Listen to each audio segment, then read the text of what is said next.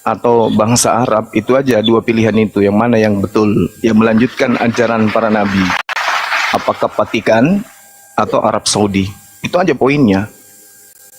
Nah, adakah kemudian Arab Saudi ini atau dalam hal ini keturunan dari Nabi Ibrahim alaihissalam, dari Nabi Ismail, yang kemudian menyelewengkan kemudian ajaran Abraham, Ishak dan Yakub? Ada. Tapi kalau Vatikan, Tuhannya Ibrahim, Abraham dalam hal ini itu diganti dengan seenggok bayi bernama Yesus. Tapi Bang Juma, boleh saya jawab Bang Juma? Iya, silakan. Pikiran kita, jadi siapa aja boleh masuk di dalam yang disebut bangsa lain itu, baik orang Arab, orang Syria, orang Indonesia, orang Makassar, orang Batak, semua masuk di situ yang disebut bangsa lain itu. Tapi kalau kita berbicara mengenai yang tertulis, kan tidak bisa seenak perut kita untuk memaknai itu. Yesaya 42 nomor 11, baiklah padang gurun menyaringkan suara dengan kota-kotanya, dengan desa-desa yang didiami Kedar. Kedar itu adalah anak kedua daripada Nabi Ismail. Baiklah bersorak-sorai penduduk Bukit Batu, baiklah mereka berseru-seru dari puncak gunung-gunung, dan seterusnya. Ini digenapi oleh siapa ini? Bani Edom atau Bani Ismail? Sudah disebut pun namanya di situ, Bani Kedar. Berarti keturunan Kedar. Nah, siapa keturunan Kedar yang kemudian tadinya Bukit Batu, tadinya puncak gunung-gunung, sekarang dipenuhi dengan suara-suara pekikan baru, dengan sorai-sorai kepada Tuhan? Itu siapa? Orang Romawi rupanya, orang Vatikan rupanya. Kan itu keturunan Ismail. Dan sampai hari ini, sorai-sorai mereka, baik kota-kota maupun desa-desa, pelosok-pelosok, gurun yang ada di sana pada waktu itu, lembah yang ada pada saat itu, lereng-lereng gunung dan seterusnya, dipenuhi keturunan Kedar. Dan sampai hari ini, karena ini adalah sesuatu yang dinubuatkan. Baiklah padang gurun, berarti Arab kan, padang gurun menyaringkan suara dengan kota-kotanya dan desa-desanya yang didiami Kedar. Siapa Kedar ini? Keturunannya siapa? Nabi Ismail. Nah, sekarang apa yang mereka lakukan di sana? Menyaringkan nama suara dengan memanggil Yesus Tuhan atau memanggil Allah sebagai Tuhan? Meneriakkan kemudian keturunan Kedar ini dengan Yesus, Yesus, Yesus, atau Nabi Muhammad, Nabi Muhammad? Itu dulu poinnya, tolak ukurnya itu di situ. Baik, boleh. Silakan. Silakan. Jadi harus kita lihat, kan itu mengenai tongkat kerajaan yang tadi. Tongkat kerajaan itu adalah pilihan Allah terhadap 12 Bani Israel, 12 suku Bani Israel. Nah, sebagai bangsa pilihan diakui mereka itu pada zaman Perjanjian Baru, lama ketika mereka keluar dari Mesir diberikan Torah. Oke, bolehlah dulu saya ikuti alur pemikiran Abang, bahwa itu akan diambil kemudian diberikan kepada saudara mereka. Oke, kita anggap dulu betul Bani Kedar adalah saudara mereka, yaitu anak dari keturunan dari Nabi Ismail yang berdomisili di sekitaran gurun Arab. Oke, saya akui, boleh. Akan tetapi begini, yang diambil itulah kerajaan dari bangsa diberikan kepada bangsa. Oke, dalam pemahaman Abang. Sementara Nabi Muhammad bukan diutus untuk bangsa Arab, tetapi diutus untuk bangsa-bangsa. Rahmatan lil alamin, itu Quran. Jadi tidak tepat juga, Bang. Jadi tidak tepat juga nanti penerapannya ke situ. Kalau Abang bilang itu bangsa Arab atau Bani Kedar saja, sedangkan Abang sendiri yang sangat menghormati Nabi Muhammad dan Allah Subhanahu wa Ta'ala bukanlah Bani Kedar. Orang Indonesia berapa persen sih Bani Kedar? Yang dari 87% Muslim ini, paling ada 9% Bani Kedar di sini. Jadi tidak tepat juga nanti nubuat itu ke situ. Kalau logika Abang yang kita gunakan, maka Islam tidak boleh keluar dari bangsa Arab, dari Bani Kedar, karena mereka lah bangsa yang terpilih. Apa begitu pemahaman kalian? Kan tidak juga. Rahmatan lil alamin kok, Rabbal alamin kok, bukan Rabbal al-Arab. Itu loh. Jadi gini, Bang, kalau kita berbicara mengenai nubuah, artinya itu kan berbicara mengenai ramalan. Ramalan ini kan penglihatan. Penglihatan ini kan tentu sumbernya daripada Tuhan itu sendiri. Nah, jelas di dalam Yesaya yang saya bawa, terkait dengan Khedar tadi, itu kalau saudara baca dari data nomor 1 sampai terakhir data nomor 25, itu semua tergenapi oleh Nabi Muhammad. Terkait dengan Bani Khedar, kan itu tujuannya kemudian bagaimana seruan yang datang itu menyeluruh kepada seluruh bangsa-bangsa. Kita lihat dari nomor 1-nya. Lihatlah itu hambaku yang kupegang orang pilihanku, yang kepadanya aku berkenan. Aku telah menaruh rohku ke atasnya, supaya ia menyatakan hukum kepada bangsa-bangsa. Kepada bangsa-bangsa. Ia tidak akan berteriak atau menyaringkan suara, atau mendengarkan suara di jalan. Bulu yang patah terkulai tidak akan diputuskannya, dan sumbu yang pudar nyalanya tidak akan dipadamkannya. Tetapi dengan setia ia akan menyatakan hukum. Dengan setia ia akan menyatakan hukum. Ia sendiri tidak akan menjadi pudar dan tidak akan patah terkulai sampai ia menegakkan hukum di bumi.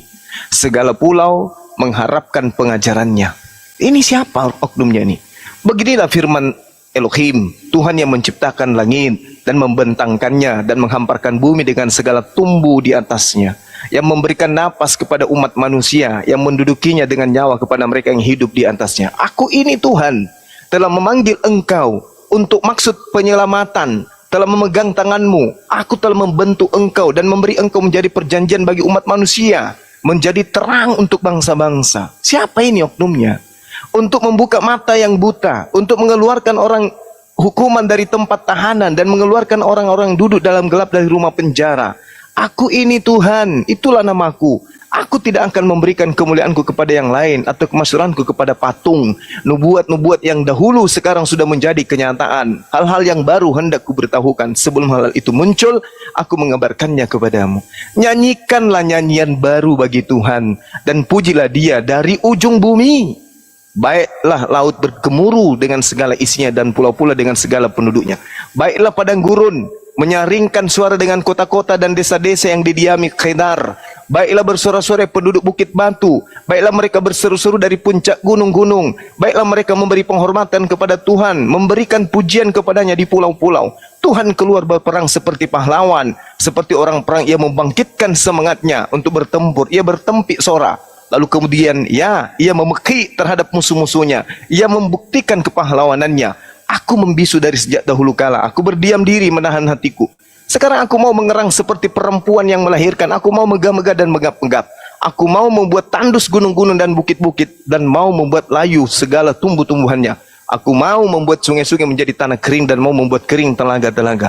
Aku mau memimpin orang-orang buta, orang-orang jahiliyah di jalan yang tidak mereka kenal, dan mau membawa mereka berjalan di jalan-jalan dan tidak mereka kenal. Aku mau membuat kegelapan yang di depan mereka menjadi terang, dan tanah yang berkeluk-keluk menjadi tanah yang rata. Itulah hal-hal yang hendak kulakukan kepada mereka, yang pasti akan kulaksanakan. Pasti aku laksanakan. Ini digenapi di mana? Orang-orang yang percaya kepada patung pahatan akan berpaling ke belakang dan mendapat malu, yaitu orang-orang yang berkata kepada patungan Tuhan, kamulah Tuhan kami. Ini siapa yang menggenapi semua? Islam yang datang kemudian memekikkan kepada penyembah-penyembah patung pahatan yang berpaling, dan mereka akan mendapatkan malu, yaitu orang-orang yang berkata kepada patung tuangan. Ini siapa? Agama mana ini kemudian yang dipermalukan oleh Islam? Dengarkanlah hai orang-orang tuli, pandanglah dan lihatlah hai orang-orang buta. Siapakah yang buta selain hambaku itu? Ummi. Dan yang tuli seperti utusan yang kusuruh. Siapakah yang buta seperti suruhanku dan yang tuli seperti hambaku? Engkau melihat banyak tetapi tidak memperhatikan. Engkau memasang telinga tetapi tidak mendengar. Tuhan telah berkenan demi penyelamatannya untuk memberi pengajarannya yang besar dan mulia. Namun mereka suatu bangsa yang dijarah, bangsa yang dirampok. Mereka semua terjebak dalam kerongkongan geronggang yang disembunyikan dalam rumah-rumah penjara. Mereka telah menjadi jarahan dan tidak ada yang melepaskan menjadi rampasan, dan tidak ada yang berkata, kembalikanlah. Siapakah di antara kamu yang mau memasang telinga kepada hal ini, yang mau memperhatikan untuk mendengarkan untuk masa yang kemudian? Siapakah yang mau menyerahkan Yakub untuk dirampas dan Israel kepada penjara? Bukankah itu Tuhan? Sebab kepadanya kita telah berdosa, orang yang tidak mau mengikuti jalan yang telah ditunjukkannya, dan kepada pengajarannya orang tidak mau mendengar. Maka ia akan menumpahkan kepadanya kepanasan amarahnya dan peperangan yang hebat, dan menghanguskan dia dari sekeliling, tetapi ia tidak mengisapinya, dan yang membakar dia tetapi tidak memperhatikan. Ini siapa yang menggenapi ini semua? Siapa yang sama seperti Musa? yang melakukan peperangan demi amarah Tuhan terhadap hukum-hukum jahiliyah. Ini siapa pelakunya? Yang membakar hukum-hukum lain, yang juga tertulis dalam Ulangan 33 nomor 2 itu siapa yang membawa 10.000 pasukan? Orang suci, orang yang bersunat, orang yang menjaga dirinya dengan mentahirkan diri dengan wudhu. Itu siapa mereka? Siapa oknum ini yang menegakkan hukum-hukum di atas bangsa-bangsa? Siapa? Tidak bisa. Bagaimanapun juga tolak ukurnya kemudian apa yang Al-Quran uraikan. Dan kalau itu tidak kurang, bagi saudara-saudara Kristen, baca kitab yang Anda genggam. Contoh misalnya di Kisah Para Rasul 3 nomor 22 nomor 23. Apakah itu cocok untuk orang Israel? Apakah itu cocok untuk Yesus? Tak bisa. Harus ada oknum yang menggenapi itu. Dan hukum-hukumnya jelas di sana. Membakar amarah Tuhan, peperangan yang hebat, menghanguskan, dan seterusnya. Ini harus dilakukan demi apa? Demi untuk menegakkan hukum Tuhan. Nabi Musa gagal. Daud gagal. Yesus gagal. Maka Tuhan mendatangkan kemudian hambanya yang kepadanya Tuhan berkenan memberikan rohnya, supaya hambanya itu kemudian menegakkan hukum Tuhan kepada seluruh bangsa-bangsa. Rahmatan lil alamin. Ada yang bisa menolak itu? Tidak bisa. Sedangkan Kristen datang, mohon maaf, Kristen datang membawa hukum Paulus. Bukan hukum Tuhan yang dibawa. Menyembah Yesus itu hukum Paulus. Ibadah minggu itu hukum Paulus. Makan babi hukum Paulus. Tidak bersunat itu hukum Paulus. Sementara yang mau ditegakkan ini adalah hukum-hukum Tuhan. Ini jelas ini. Hanya agama Islam. Terus yang terakhir sebelum Anda tanggapi. Di dalam kitab Kejadian 12 nomor 3. Aku akan memberkati siapapun yang memberkati engkau Abraham. Dan mengutuk siapapun yang mengutuk engkau Abraham. Di mana agama pemberkatan Abraham itu? Karena di sana dikatakan bahwa olehmu seluruh dunia akan diberkati. Coba bayangkan itu. Ini dianut dan diajarkan oleh agama mana? Sementara kalau Kristen ditanya, sibuk dengan mengutuk Abraham. Siapa Ismail? Oh, itu anak zina. Siapa Ismail? Itu anak haram. Kalau anaknya haram berarti bapaknya haram. Kalau anaknya anak zina berarti bapaknya berzina. Dengan mengatakan Ismail anak budak, dengan mengatakan Ismail anak haram, anak zina, itu sama halnya mengutuk Abraham alaihissalam. Lalu siapa yang dikutuk? Lalu siapa yang melakukan pemberkatan? Allahumma salli ala Ibrahim wa ala alihi Ibrahim. Bahkan kepada seluruh keturunannya termasuk Yesus diberkati oleh Islam. Lah kalau Kristen, Yesusnya dikutuk, Tauratnya dikutuk, sunatnya dikutuk, korban hewannya dikutuk, semua dikutuk dalam ajaran Kristen terhadap ajaran para nabi. Lalu Kristen ini apa?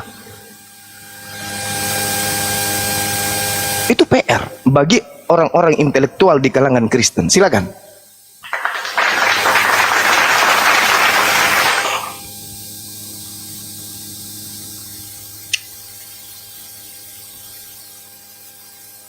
Kalingga Putra, silakan Bang. Silakan Pak Pendeta ditanggapi Pak. Waduh, kayaknya dia nggak bisa berkata Tidur, kayaknya. Ketiduran. Untuk kau ketawa itu, makan dulu kacang itu. Aku nanya bebas. Ya, silakan Pak Pendeta, silakan. Ya. Nggak, silakan tanggapi. Pak. Tahu orang Medan mau ngeledek aja kerja kau. Udah slow lah, slow. Begini Nah, ya, Bang tanggapilah Juma, ya. pernyataan Bang Juma. Iya. Jangan nangis ya. Aku cubit nanti kau. Begini Bang Juma ya, terima kasih atas pemaparan Abang yang sangat sungguh-sungguh memaparkannya. Ya, saya sangat hargai itu. Dan apa yang Abang bacakan dari kalau nggak salah dari saya ya, dan dari Torah sebagian. Oke. Cara penafsiran itu, karena saya mengerti ilmu penafsiran, hermeneutik, cara penafsiran Abang itu sudah tepat. Cara ya, metode itu sudah tepat, dan memang bisa mengarah kepada Nabi Muhammad. Ya, ada beberapa indikasi di dalam teks itu yang bisa mengarah kepada Nabi Muhammad. Oke. Namun, kita berbeda di sini. Penafsiran kami kepada Yesus, penafsiran Abang ke Nabi Muhammad. Sekali lagi saya ulangi, saya menghormati perbedaan penafsiran ini.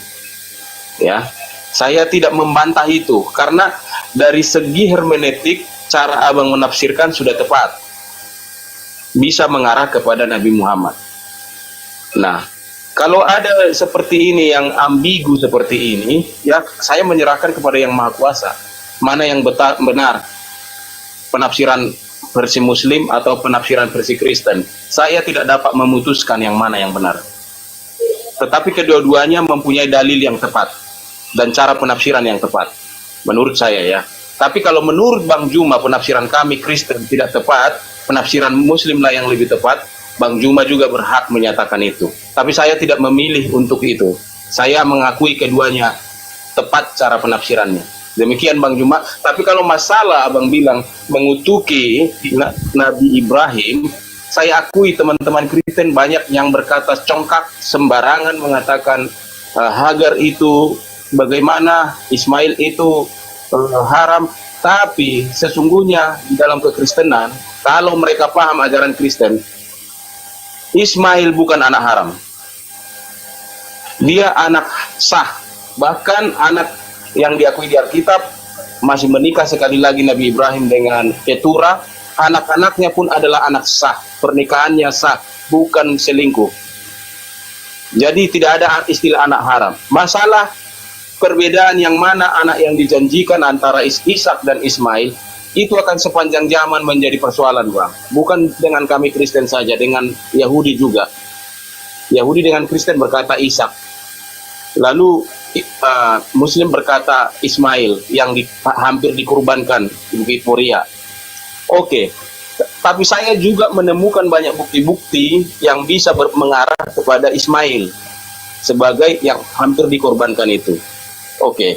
Jadi itu. Jadi segala kemungkinan masih terbuka di sana. Karena ini teks kuno, tidak berbicara secara literal seperti kata-kata pada zaman kita. Jadi memang hanya penafsiran layak yang bisa kita gunakan.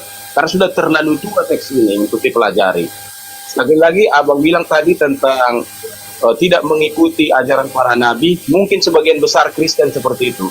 Tapi perlu saya katakan bahwa kami di gereja Advent masih mengajarkan perlunya sunat untuk kesehatan. Prinsipnya bukan lagi wajib, tapi seperti di kalian mungkin statusnya sunnah. Karena pertimbangan kesehatan, bukan lagi sebagai kewajiban hukum. Lalu mengenai Abang bilang makan binatang yang haram, jangankan babi Bang, lele aja tidak kami makan. Ini Hesti, katanya pernah ini dari sekolah Advent. Tahu dia ini. Jangankan itu, kopi dan teh pun nggak boleh kami minum demi hukum menjaga tubuh ini supaya sehat. Jadi kalau masalah di dalam Taurat, 10 hukum itu kami jalankan Bang di gereja Advent. Dan banyak lagi perintah-perintah yang lain di dalam Taurat itu masih tetap kami laksanakan di dalam gereja kami. Tetapi dengan melaksanakan itu memang kami di kekristenan dianggap sebagai bidat atau bid'ah. Dianggap melenceng dari keputusan gereja-gereja pada mulanya. Nggak apa-apa. Pendeta Stephen Tong menuduh gereja Advent sebagai bidat. Nggak apa-apa. Nggak apa-apa, biasa aja tuduhan-tuduhan seperti itu. Tapi kita yang kita laksanakan happy-happy aja kok. Kita melaksanakan nggak makan babi, nggak makan anjing, nggak makan darah, nggak makan lele, nggak makan udang, seafood, kerang, nggak makan belut, nggak apa-apa kok. Jadi kami kalau masuk ke warung Padang, meskipun Muslim, masih milih mana yang bisa dimakan. Gitu loh, masih tetap. Cuman yang kurang di gereja kami adalah hukum koser. Hukum kosernya bangsa Israel atau Yahudi tidak kami gunakan. Mereka kan daging itu walaupun halal halus diperas. Nggak boleh ada warna merahnya sama sekali. Karena merah itu darah. Baru dinyatakan koser. Itu. Jadi begitu Bang. Jadi mungkin ya teman-teman yang lain boleh lah. Jadi kita juga sesama Kristen yang mendengar di bawah ini, diakui kalau memang ada kekurangan. Yesus mati di salib kita akui, tetapi bukan untuk menghalalkan babi. Masa harus mati seseorang untuk bikin babi halal? Nggak segitunya juga kali Tuhan itu. Dan saya percaya apa yang sudah dinyatakan haram oleh Tuhan sejak zaman dahulu, tidak mungkin dia berubah. Kita juga yang mengatakan Tuhan tidak berubah. Masa dulu dia bilang haram, sekarang jadi halal? Nah, teman-teman Muslim juga, kalau memang kalian masih mengikuti hukum-hukum yang sudah diturunkan oleh Allah Subhanahu wa taala atau Tuhan pencipta semesta alam sejak semula, ya udahlah, lakukanlah Taurat itu dengan benar. Jangan hanya babi tidak kalian makan, lele pun jangan makanlah karena itu tertulis di Taurat, nggak boleh dimakan. Gitu. Jadi, mari saling menegur, terima atau tidak terserah, ya kan? Tapi jangan memaki. Saya hormati sampai sejauh ini Saya, keluarga saya mayoritas Muslim. Mertua saya juga Muslim. Kakek saya 3 Muslim, 2 Kristen. Jadi nggak ada persoalan di kami. Kalau menikah masuk masjid biasa aja kami menghadiri acara pernikahan di masjid. Di gereja pun datang dari orang Muslim. Di keluarga kami Istri abang Kristen apa Muslim? dari Muslim. Namanya Siti Jadi Badriah. jadi istri abang kok Kristen kan? Ya dia cinta sama saya. Di mana sih kau Hesti? Kau Udah jangan dibawa ke sana dulu lah. Biar Manyuma lagi nih. si Hesti ini sebentar lagi, sedikit lagi. Jadi saya ini hanya mau menerangkan ini, saudara-saudara, teman-teman semua, supaya jangan teman-teman Kristen juga jangan dibiasakan memaki-maki. Kita punya beban untuk mengasihi semua manusia. Nabi Muhammad itu pernah ada sebagai manusia di muka bumi ini. Kalau memang kita mengikuti Yesus, hormati Nabi Muhammad, paling tidak jangan kamu caci maki dia. Jangan kamu rendahkan baik sahabat-sahabat para nabi, baik Aisyah, siapapun, Fatimah dan sebagainya. Kita tidak boleh menghina mereka. Ini, kalau memang kita mengikuti ajaran Yesus untuk mengasihi sesama kita manusia, Hesti ini pun meskipun bentak-bentak saya kasih dia, I love you Hesti. I love you. I forgive you. Beragama itu santai, jangan kamu beragam terlalu galak. Mari santai dalam beragama. Tentang misionari, Bang Juma, saya tahu keresahan Anda dari api, saya tahu. Dan saya sampai hari ini tidak, walaupun saya berpendidikan teologi seperti ini, saya tidak setuju lagi dengan apa yang Anda sebut dengan kristenisasi atau mengajak-ajak orang lain untuk berpindah agama. Saya tidak setuju. Tebarkan kebaikan dari ajaran agamamu. Orang mau pilih agamamu terserah dia, jangan ajak-ajak. Itu prinsip yang saya pegang. warahmatullahi wabarakatuh, Bang. Silakan, Bang Juma berdakwah silakan. Orang Kristen menginjil. Udah gantian bicara Bang. Silakan. Kok nggak ada Tapi topik jangan sih Bang Juma? Kok nggak ada topik? Oke, silakan. Saya mute. Ya. Oke, baik. Ya, jadi gini, saudara saya ya. Advent ini, mohon maaf nih sebelumnya.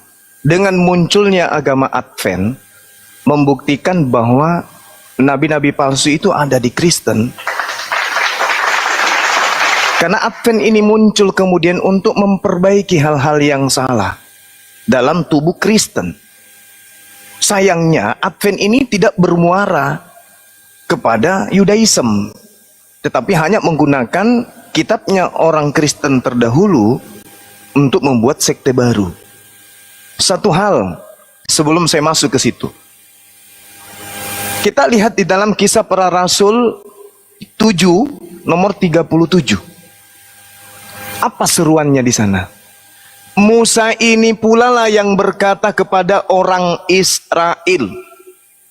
Jadi Musa dikatakan berkata kepada orang Israel.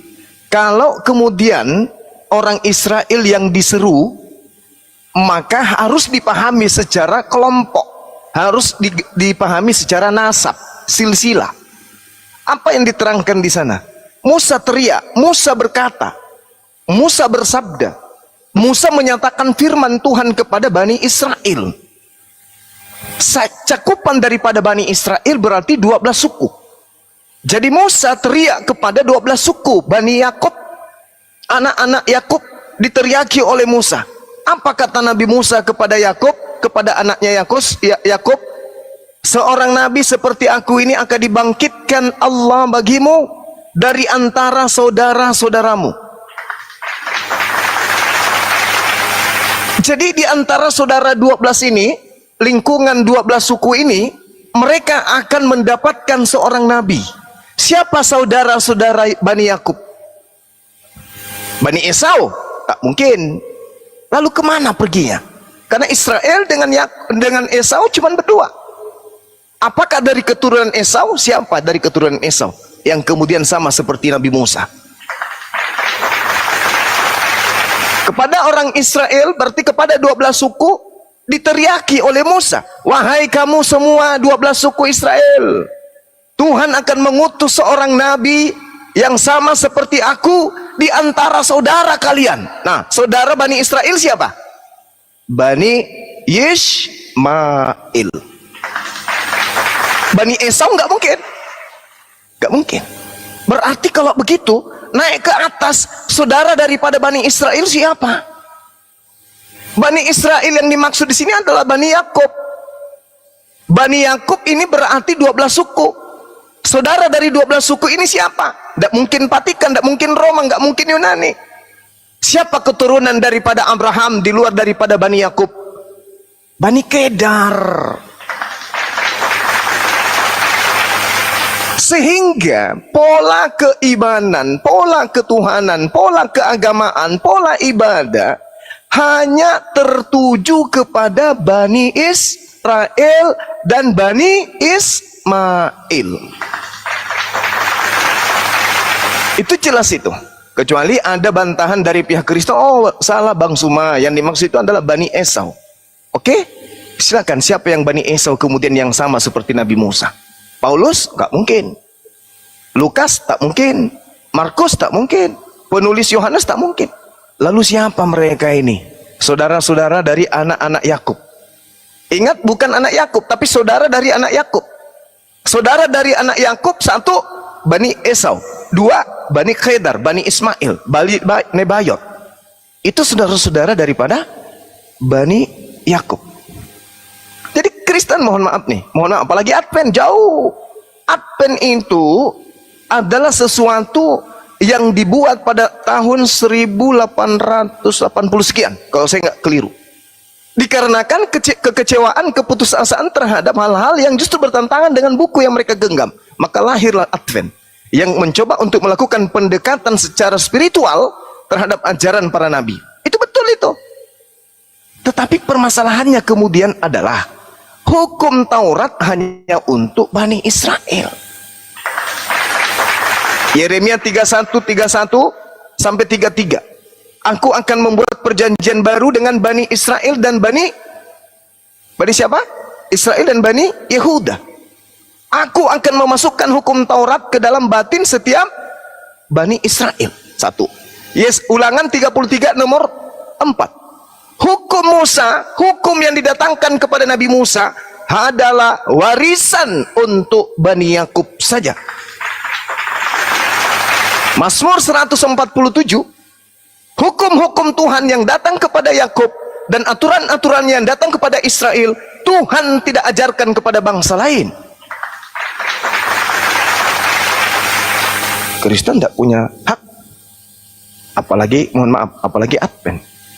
Jadi Advent itu hanya mendapatkan titisan, tetesan air dari Septuaginta yang dibawa oleh agama Katolik di abad keempat sampai muncul agama Advent. Mohon maaf, ini fakta, kita harus berbicara. Jadi kalau untuk mengetahui siapa pelanjut dari ajaran para nabi, siapa yang melanjutkan kerajaan Daud, tentu saudaranya sendiri, yaitu Bani Kedar. Makanya tadi saudara, saya mencoba untuk membawa Yesaya 42 itu. Kenapa? Cakupan Al-Quran muncul di dalamnya. Contoh, misalnya di dalam As-Surah ayat 52 misalnya. Di situ sangat jelas dikatakan bahwa beliau Nabi Muhammad sallallahu alaihi wasallam, wa qatalika auhayna ilaika ruhan min amrina. Demikianlah kami wahyukan kepadamu ruh kami dengan perintah kami. Sebelumnya engkau tidaklah mengetahui apakah kitab tersebut dan apakah iman itu, tetapi kami jadikan Al-Quran itu sebagai cahaya. Dengan itu kami memberi petunjuk kepada siapa yang kami kehendaki di antara ciptaan kami, di antara hamba-hamba kami. Dan sungguh fa innaka la tahdi ila siratal mustaqim, dan sungguh engkau wahai Nabi Muhammad benar-benar pembimbing seluruh manusia kepada jalan yang lurus. Seluruh manusia. Litubayyana lin-nasi ma nuzila ilaihim wa la'allahum yatafakkarun. Jadi dia akan datang menegakkan hukum-hukum kepada seluruh bangsa-bangsa. Hukum Nabi Musa tidak bisa ditegakkan kepada seluruh bangsa-bangsa. Kenapa? Karena hukumnya hanya berlaku kepada bangsa Yahudi. Contoh Sabat. Keluaran 31 nomor 16, nomor 15, 16, 17. Hukum Sabat itu adalah perjanjian kekal hanya untuk Bani Israel. Jadi kalau ada non-Israel yang mencoba untuk masuk ke sana, berarti dia serigala nyamar. Itu satu poinnya. Hukum Yesus yang didatangkan untuk Yesus. Kisah para Rasul 13 nomor 23. Demikianlah Tuhan mengutus seorang juru selamat untuk Bani Israel, yaitu Yesus Kristus. Iman Islam mengaku itu. Ya Bani Israel, inni rasulullahi ilaikum musaddiqan lima baina yaday minat Torah wa mubasyiran bi rasuli ya'ti min ba'di ismuhu Ahmad. Kami umat Islam beriman kepada konsep itu, bahwa Nabi Isa atau yang kalian sebutkan Yesus telah menyatakan diri dalam Al-Quran, inni abdullah atani al-kitaba wa ja'alani nabiyan. Kepada siapa? Ila Bani Israel. Matius 15 nomor 24. Aku diutus hanya kepada domba-domba yang sesat dari umat Israel. Bagaimana dengan Nabi Muhammad? Nabi Musa untuk Bani Israel. Yesaya 19:20, juru selamat untuk Bani Israel. Kisah Para Rasul 13 nomor 23, Yesus untuk Bani Israel. Nabi Musa mengatakan innani anallah. Yesus juga mengatakan innani Rasulullah. Sesungguhnya aku ini adalah Rasul Allah. Ila Bani Israel, untuk Bani Israel. Lalu Nabi Muhammad apa? Wa ma arsalnaka illa kafatal linnas. Beliau diutus untuk seluruh umat manusia, rahmatan lil alamin. Beliau diutus untuk berkasih sayang kepada seluruh alam semesta. Tapi Yesus hanya untuk Bani Israel, Musa hanya untuk Bani Israel. Jadi kita yang bukan Bani Israel jangan nyamar. Sesempurna apapun ajaran kasih yang kita anut, sehebat apapun ajaran yang kita bawa, sebenar apapun menurut hitungan kita dalam prosesi bertuhan dan juga menghambakan diri serta mengaplikasikan hablum minan nas, hubungan kasih kepada seluruh manusia. Tapi kalau kita bukan Bani Israel, wong jangan ngaku-ngaku Bani Israel toh. Karena kenapa? 30 detik terakhir. Karena kenapa? Yesus dan Nabi Musa selalu mewanti-wanti. Waspadalah, waspadalah, waspadalah kepada serigala yang nyamar seperti domba. Domba Bani Israel, serigala non-Israel. Siapa di antara Yahudi dan Kristen yang nyamar menjadi Yahudi? Apakah Yahudi nyamar Yahudi atau Kristen yang nyamar Yahudi? Sekarang saatnya kita menggunakan logika sehat. Karena Yesus selalu mengatakan waspadalah, waspadalah, waspadalah, waspadalah, waspadalah. Waspada kepada siapa? Nabi palsu. Pada siapa? Serigala. Pada siapa? Penyiasat. Pada siapa? Ahli Taurat. Pada siapa? Orang Farisi. Ada nggak dia mengatakan waspadalah kepada orang Islam, waspadalah kepada orang Arab? Tak ada. Selalu mengatakan waspada kepada ahli Taurat, selalu waspada kepada orang Farisi, selalu waspada kepada orang munafik, waspada kepada nabi-nabi palsu. Ini berat, tapi kebenaran itu harus ditegakkan. Kembali, lakum dinukum waliyadin. Silakan beragama dengan agama saudara. Kami beragama dengan agama kami. Tetapi sebaiknya iman itu bertumbuh dengan akal pengetahuan, ilmu pengetahuan, bukan dengan imani saja. Demikian.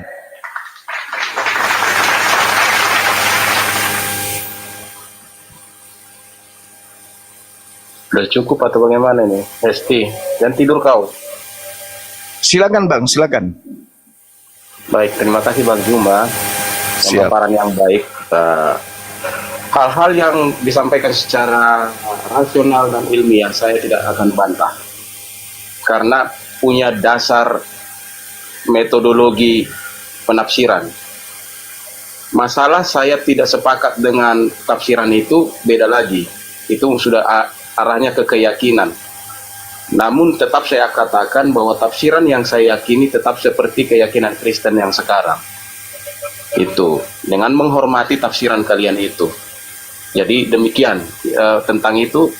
Masalah abang katakan bahwa gereja Advent ini muncul sudah memang di abad 19 lah, 1863 ya, itu betul, itu tidak saya sangkal. Tapi ketika abang katakan bahwa abang konotasikan atau identikan kami seperti serigala yang menyamar seperti domba masuk ke kalangan Israel, boleh saja abang bilang begitu. Akan tetapi kami tidak merasa seperti itu, karena kami tetap sebagai orang Kristen dengan mengikuti Injil, ajaran para rasul.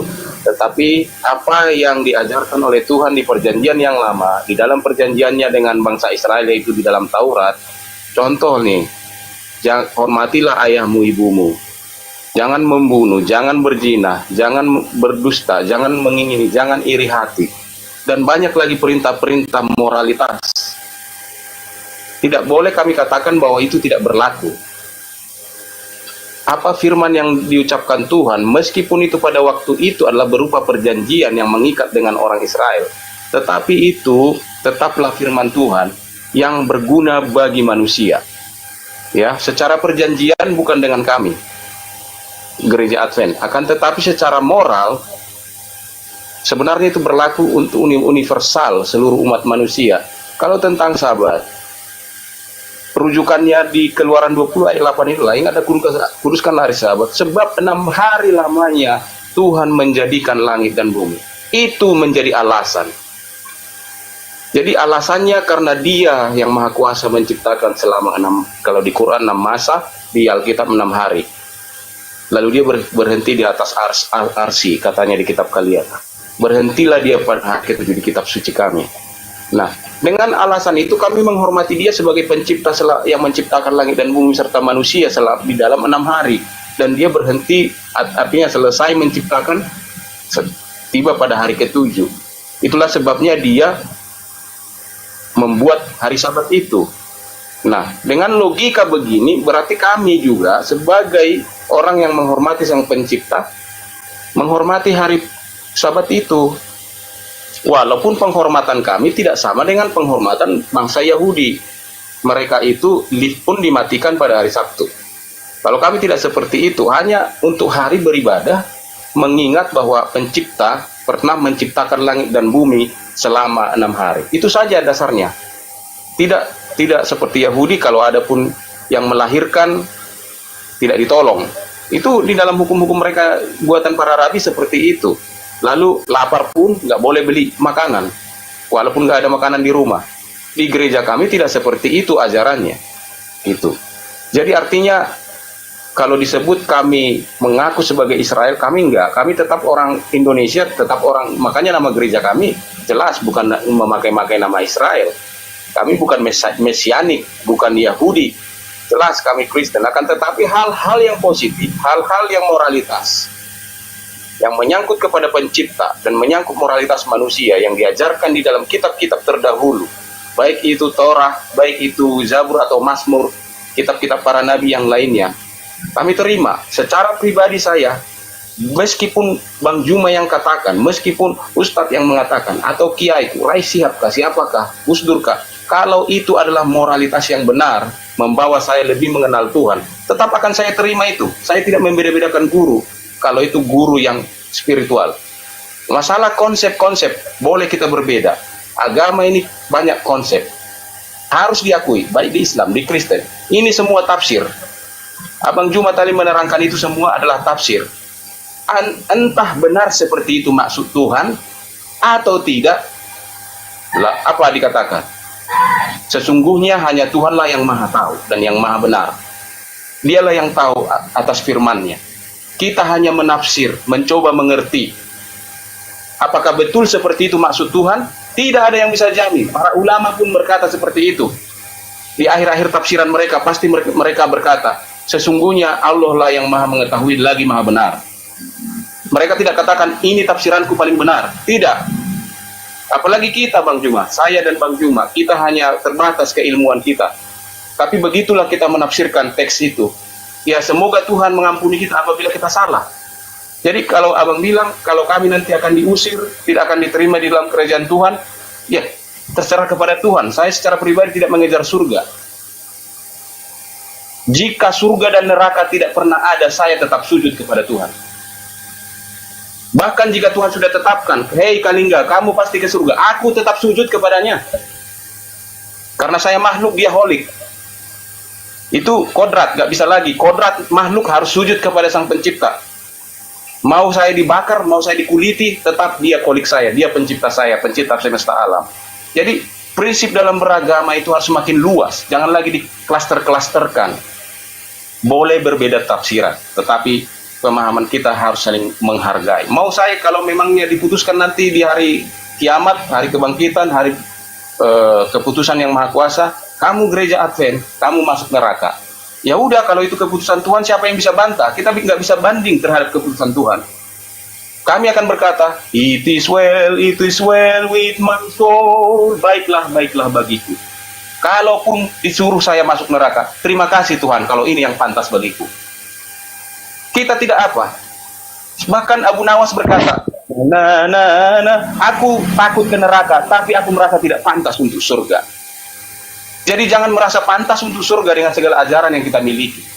Keputusan untuk ke surga itu tetap di tangan yang Maha Kuasa. Tidak ada, walaupun ada yang berkata, di luar Yesus tidak ada keselamatan. Di luar Yesus bagaimana maksudmu? Maksudnya adalah Tuhan yang mempunyai keputusan siapa yang ke surga, siapa yang ke neraka. Serahkan kepadanya segenap keputusan. Mari jalani ibadah masing-masing. Biar Tuhan yang memutuskan siapa yang masuk surga, siapa yang masuk neraka. Apakah Islam, apakah Kristen? Apakah seluruh Islam atau sebagian? Nggak tahu. Apakah Kristen sama sekali ke neraka atau sebagian ke surga? Terserah yang Maha Kuasa. Kita hanya berusaha taat kepadanya dengan akal budi yang diberikan kepada kita. Tetapi ternyata semua adalah tafsir. Tafsir itu bayang-bayang, duga-dugaan, kira-kiraan, asumsi-asumsi. Tidak ada tafsir yang mutlak benar. Demikian, terima kasih. Oke, baik. Sangat luar biasa ya paparan dari saudara kita Bang Kalingga ya. Kalau orang pola pikirnya seperti itu, kalau menurut pandangan saya itu jatuh pada posisi zolim. Zolim itu apa?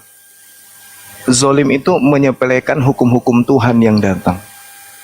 Seakan-akan Tuhan membenarkan semua agama. Agama apapun benar, sembahan seperti apapun benar, itu zolim namanya. Sedangkan Tuhan mengajarkan, baik di Al-Quran maupun di Bible, untuk mengasihi Tuhan itu dengan akal. Berarti kalau dikatakan oleh saudara kita tadi, sujud kepada Tuhan, sujud yang dimaksud ini apa? Karena tidak ada dikatakan seseorang itu sujud kepada Tuhan ketika justru aturan-aturan Tuhan itu dilanggar, tetapi mengaku taat. Satu hal yang kemudian ingin saya sampaikan di sini, ketika berbicara mengenai kitab Kejadian, di mana Tuhan mengatakan, aku akan membuat permusuhan antara kamu dan antara keturunanmu dan keturunannya. Sama seperti Al-Quran, ketika kemudian iblis meminta kepada Tuhan untuk dipanjangkan usianya sampai hari kebangkitan, Tuhan membolehkan. Silakan kalau itu pilihanmu. Tidak ada paksaan. Silakan. Kalau kamu sudah ridha dirimu masuk ke neraka, sama seperti yang dilakukan oleh pendeta tadi, silakan. Akan menjadi penghuni neraka benar. Silakan aja. Iblis rela masuk ke neraka. Iblis malah memuji Tuhan, demi kemuliaan-Mu ya Rabb, ya Tuhanku, aku ridha masuk nerakamu, tapi izinkan aku membuktikan bahwa Adam dan keturunannya pun pantas masuk neraka bersamaku.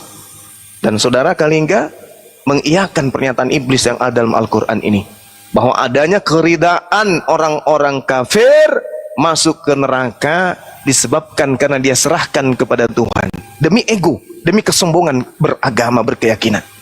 Kalau di Islam jelas, Al-Quran surah Fatir menyatakan apa?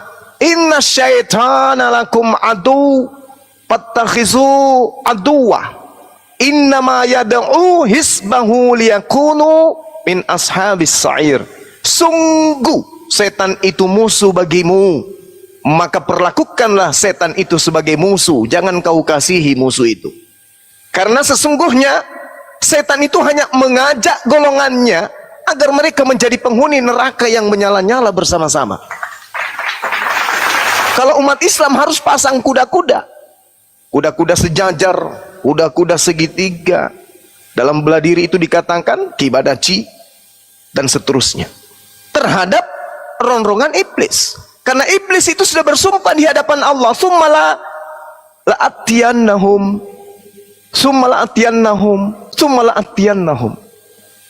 Kemudian pasti aku akan mendatangi mereka dari depan, min baini aidihim wa min khalfihim wa an aymanihim wa an syamalihim. Aku akan mendatangi anak keturunan Adam. Kalau aku tak berhasil dari depan, kubujuknya dia dari belakang. Tak berhasil dari belakang, kubujuknya dia dari kanan. Dan kalau aku tak berhasil dari kanan, dan aku akan membujuk mereka dari arah kiri. Hari ini tak berhasil kubujuk dia, besok. Tak berhasil besok, lusa. tak berhasil lusa, besoknya lagi. Tak berhasil untuk dia, anaknya. Tak berhasil anaknya, cucunya. Tak berhasil cucunya, cicitnya. Aku akan menyesatkan seluruh keturunan Adam. Jadi tidak gampang itu. Kita mengiyakan, aku rida, yang penting aku sujud. Sujud yang kayak mana? Sedangkan Al-Quran dan bahkan di dalam kitab 1 Yohanes 4 dikatakan, ujilah setiap roh. Sebab apa? Nabi-nabi palsu itu berserak kemana-mana. Bahkan malaikat, bahkan iblis pun bisa mengaku sebagai malaikat terang. Itu dijelaskan dalam Al-Quran, dijelaskan dalam Bible. Al-Quran mengatakan ketika iblis menyatakan apa? Rabbi, wahai Tuhanku, bima aqwaitani la uzayyinanna lahum fil ardi wa la ughwiyannahum ajma'in. Iblis bersumpah di hadapan Tuhan, ya Tuhanku, oleh karena engkau telah memutuskan bahwa aku sesat, aku pasti akan jadikan kejahatan terasa indah bagi orang-orang kafir, dan aku akan menyesatkan mereka semuanya. Ini sumpah iblis kepada Tuhan. Aku iblis akan membuat kejahatan yang dilakukan di hadapanmu justru merasa benar, justru merasa indah.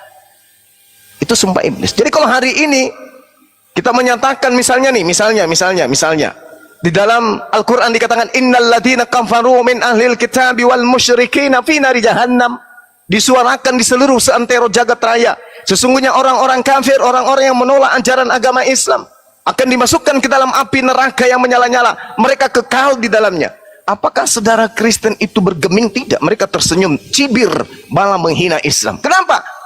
Karena keindahan daripada yang dia tatap, yang diimani, itu terlalu indah menurut pandangan mereka. Padahal di dalam Matius 7 nomor 15 sampai nomor 23, orang yang memanggil Yesus Tuhan, bernubuat pakai nama Yesus, mengusir setan pakai nama Yesus, bermujizat pakai nama Yesus, itu adalah buah pengajaran daripada nabi-nabi palsu. Akan diusir oleh Yesus di data nomor 23. Pada hari itulah aku akan berterus terang kepada mereka, enyahlah daripadaku, kalian semua adalah pembuat kejahatan. Tapi apakah Kristen merasa? Apakah saudara-saudara Kristen itu merasa gentar dengan firman, dengan sabda Yesus yang ada dalam kitab mereka? Apakah kemudian mereka akan merasa, wah bahaya ini, ternyata tanda-tanda buah-buah dari nabi palsu itu ada pada agama saya. Tapi apakah kemudian mereka bergeming? Apakah mereka merasa? Apakah merasa gelisah, was-was dan tidak? Kenapa demikian? Karena iblis sudah bersumpah di hadapan Tuhan, la uzayyanna lahum fil ardi wa la ughwiyannahum ajma'in. Rabbi bima aqwaitani. Tuhanku, aku akan pasti jadikan kejahatan yang mereka lakukan, kekufuran yang mereka lakukan, pembangkangan terhadapmu yang mereka lakukan, justru mereka akan merasa itu adalah suatu ketaatan. Justru mereka merasa bahwa itu adalah sebuah kebenaran. Justru mereka mengatakan itu adalah sebuah keindahan, yang pada nyatanya adalah apa yang mereka lakukan itu justru akan membuahkan hasil. Yesus akan mengusir mereka. Enyahlah daripadaku, kalian semua adalah pembuat kejahatan. Matius 13 nomor 50, pembuat kejahatan akan dilemparkan ke dalam api neraka yang menyala-nyala. Demikian, saya hanya ingin mengatakan itu, bahwa ketika Yesus mengatakan, Simon, Simon, iblis telah diberikan izin untuk mencobai kalian. Itu juga ada di Al-Quran. Tuhan, Rabbi, bima aqwaitani la uzayyanna lahum fil ardi wala ughwiyannahum ajma'in. Demikian. Baik, terima kasih. Saya sangat memperhatikan pemaparan dari abang dari tadi. Terima kasih atas semuanya itu, bang. Setidaknya teman-teman Muslim yang masih abangan, yang masih butuh pembelajaran, boleh mendapat makna yang baru, diteguhkan keyakinannya masing-masing supaya jangan goyah. Dan orang-orang yang sudah calon-calon mualaf, biarlah mualaf secepatnya, ya. Tapi teman-teman di bawah yang berkomentar, Pak Lingga, Pak Kalingga, kamu takut ya kehilangan persepuluhan. Saya tidak makan dari persepuluhan, bro. Memang saya dijuluki orang pendeta seperti ini, tetapi saya tidak hidup dari perpuluhan. Saya bekerja kok. Saya pakai usaha saya sendiri. Dan saya tidak setuju dengan penerapan persepuluhan. Karena pendeta itu bukan suku Lewi, mereka suku Batak, suku Manado, suku Jawa. Betul. Gitu. Saya tidak setuju itu kalau itu. Ya, terima kasih atas itu. Tapi satu ayat yang mau saya sampaikan karena Bang Juma juga membaca ayat, saya bacakan untuk orang Kristen ya, bukan untuk Bang Juma. Di dalam Efesus 2 ayat 8 dikatakan, sebab karena kasih karunia kamu diselamatkan oleh iman, itu bukan hasil usahamu, melainkan pemberian Allah. Inilah dasar pengajaran yang berbeda di dalam kekristenan dengan teman-teman muslim, bahwa di teman kita di muslim tetap mereka harus taat beribadah dengan usaha mereka, ada hitungannya semua. Ibadah ini sekian begini, ada amal, ada perhitungan amal, ada hisab nantinya. Jadi mereka beribadah dengan taat. Saya akui ketaatan kalian itu sangat mengagumkan. 5 kali sehari harus sholat, itu bukan hal yang mudah. Sekali ke gereja aja orang Kristen nggak datang, itu dalam 1 minggu. Jadi saya akui itu bagus, tetapi kami meyakini bahwa kami selamat bukan karena usaha kami. Sebaik apapun kami tidak dapat menyogok Allah dengan ketaatan kami, dengan sujud kami, dengan keimanan kami, semuanya itu ibadah kami, sumbangan-sumbangan kami, amal kami, itu tidak dapat membeli keselamatan sama sekali. Hanya kemurahan, kasih karunia itu bahasa sehari-harinya, kemurahan, kebaikan Tuhan, kemurahan Tuhan saja yang dapat menyelamatkan kami manusia berdosa ini. Itu bukan hasil usaha kami, itu adalah karunia atau pemberian dari Tuhan. Itulah kekristenan. Tetapi mungkin banyak orang Kristen yang salah memahami sehingga ini mempergunakan hal ini sebagai kebebasan untuk berbuat dosa. Kami diselamatkan oleh kemurahan Tuhan kok, nggak apa-apa berbuat dosa, berjudi, main slot, main perempuan, check-in di apartemen, main micet. Ya terserah lu, tapi pemahaman dari kitab suci tidak seperti itu. Jika hidupmu sudah percaya kepada Tuhan Yesus, Roh Kudus akan memimpin kamu kepada segala kebenaran, berbuat yang benar. Itu tandanya seorang yang percaya kepada Yesus. Hidupnya diubahkan dari hari ke hari menjadi semakin serupa dalam karakter dan perilakunya dengan Tuhan Yesus. Ini pembelajaran setiap hari, diubahkan dari hari ke hari. Itu keyakinan di kekristenan, bahwa bukan usaha kita yang membuat kita taat, tetapi perubahan yang dilakukan oleh Tuhan dalam alam pikiran dan hati nurani kita, membuat kita bisa meninggalkan yang tadinya pemakan babi, bisa meninggalkan. Begitu nikmatnya kata mereka daging babi itu. Tapi banyak yang bisa berhenti. Merokok, banyak yang bisa berhenti. Main perempuan, banyak yang bisa berhenti. Apa yang membuat bisa mereka berhenti? Bukan usaha mereka, tetapi Tuhan mengubahkan sehingga mereka sangat membenci dosa itu, kemudian bisa berubah menjadi pribadi yang lebih baik. Itu yang banyak terjadi dalam kekristenan. Satu hal yang berbeda, yang terakhir, di teman-teman kita Kristen, teman-teman saya yang banyak yang mualaf itu, saya perhatikan dari kesaksian testimoni mereka masuk ke Islam, meninggalkan kekristenan, seperti Felix Xiao, Jesslyn, dan banyak lagi. Mereka berdasarkan logika mereka. Ketika mereka pertimbangkan dengan akal mereka, ajaran kekristenan ini sepertinya irasional, tidak rasional. Lalu mereka tiba ke ajaran Islam, sepertinya mereka rasa ini lebih rasional, ini lebih logika, maka mereka pindah. Dan disebut itu sebagai hidayah dari Yang Maha Kuasa.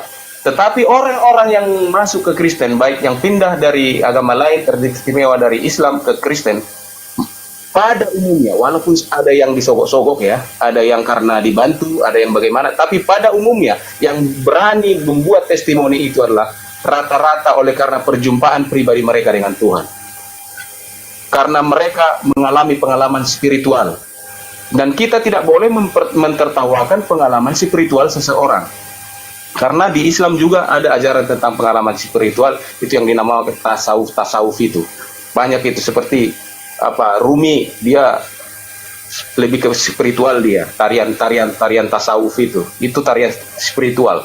Ada juga di kalian seperti itu. Artinya kita tidak boleh mengejek orang dengan pengalaman spiritualnya. Aku bertemu dalam mimpi dengan Tuhan katanya. Lucu menurut kita, lucu, nggak masuk akal. Akan tetapi dia yang mengalami, bagaimana kita mau mengomentari pengalaman dia? Atau ada yang berkata, saya terakhir umroh, lalu saya melihat ke atas, saya melihat wajah Tuhan katanya. Itu terserah dia, itu pengalaman dia. Tapi rata-rata orang yang masuk ke Kristen dari Islam adalah mereka yang mengaku mengalami pertemuan, mengalami perjumpaan dengan Tuhan. Itu perbedaannya. Oleh sebab itu Bang Juma, sekuat apapun Bang Juma mengatakan fakta-fakta dalil-dalil ini, kalau mereka yang sudah mengalami perjumpaan dengan Tuhan tidak akan berani. Sebaliknya, sekuat apapun orang Kristen meyakinkan orang Islam supaya masuk ke Kristen, kalau mereka logikanya sudah masuk di ajaran Islam, tidak akan pindah ke Kristen. Maka perkuatlah di bidang masing-masing. Di Islam perkuat logikanya, di Kristen biarlah semua mengalami pengalaman rohani. Supaya jangan ada rebut-rebutan jemaat, supaya jangan ada memancing di kolam orang lain. Itu. Demikian yang terakhir dari saya. Hesti, jangan tidur terus kau, nanti kau kegemukan. Terima kasih ya Hesti ya. Baluap, Terima aku kasih nggak Bang tidur. Juma. Aku nggak tidur, aku dengerin dongengmu. Jangan kebanyakan kau makan kacang kau. Oke. Kau. Ada noise. Di mana ini noise-nya? Noise-nya di Kalingga, Bang. Orang Kalingga nggak ada aku suara di dari sini, tadi. aku di hutan. Kau Dari tadi kok noise tuh, nggak percaya nih aku mute ya. Nih, dia pasti kan. Aman kan? Oke. Saya boleh terakhir ya? Lanjut, Bang. Oke, baik. Sekali lagi saya katakan terima kasih kepada saudara kita ya, Pendeta Kalingga ya. Ini baru kali ini saya bertemu dengan seorang pendeta yang saya katakan beliau itu boleh dikatakan tawadu kalau dalam agama Islam. Rendah hati ya, terkait dengan keilmuan beliau ini sangat luar biasa ini. Nah, materi ini kemudian kalau di dalam Islam dikatakan begini. Bismillahirrahmanirrahim. Yauma yajma'ukum liyaumil jam'i. Zalika yaumut taghabun. Wa may yu'min billah wa ya'mal salihan yukaffir anhu sayyi'ati wa yudkhilhu jannah tajri min tahtihal anhar khalidina fiha abada.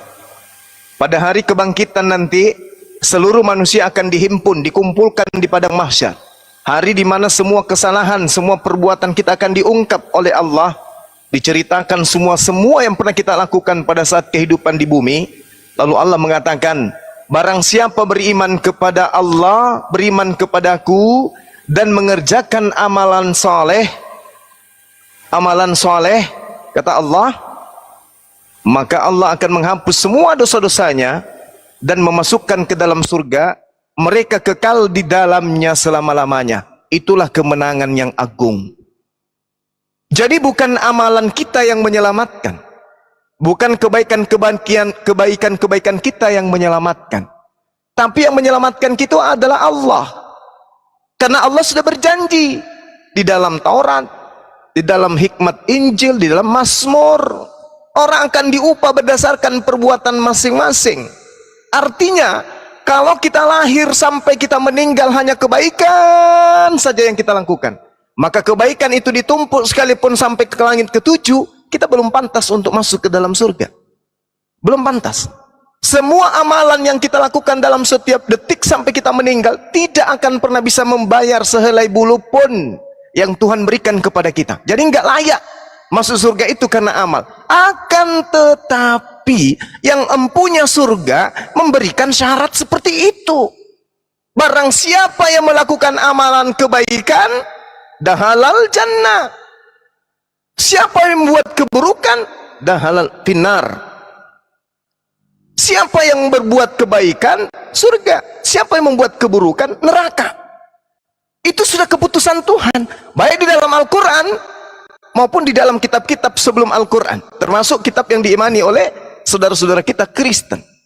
Ini Al-Quran, peneguhannya At-Taghabun ayat 9, dan banyak lagi dalil-dalil yang mengatakan itu. Artinya patokan orang itu mendapatkan ridha yaitu ketika orang itu taat kepada perintah Tuhan.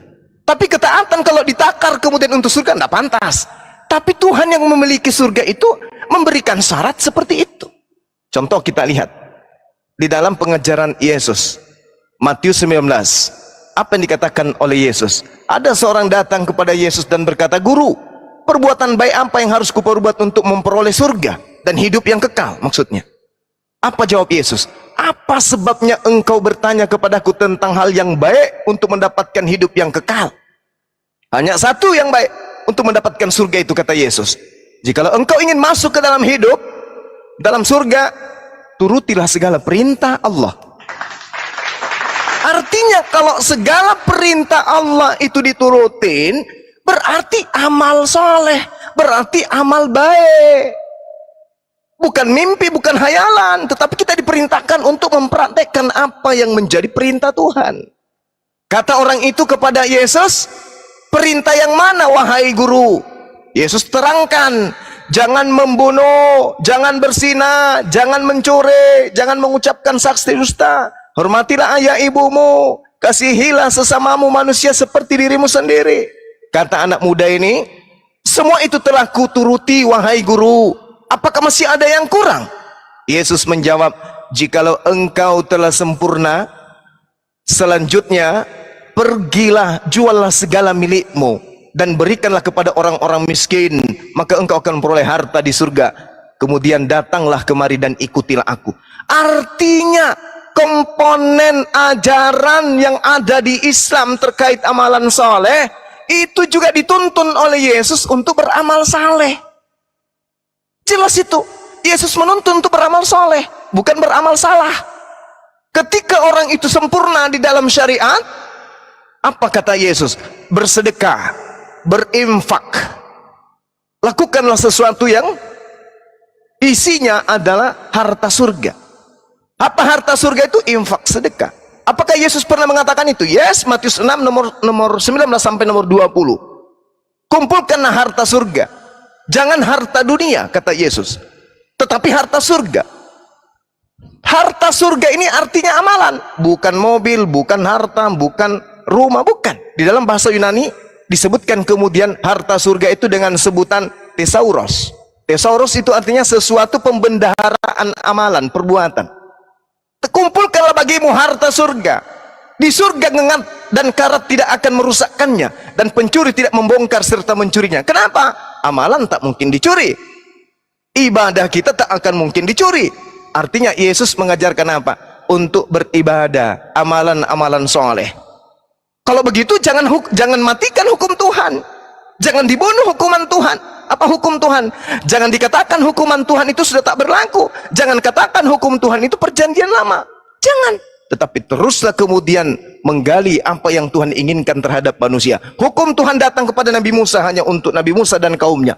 Begitu juga hukum Tuhan datang kepada Yesus, hanya aturan Tuhan untuk kaumnya Nabi Isa alaihissalam.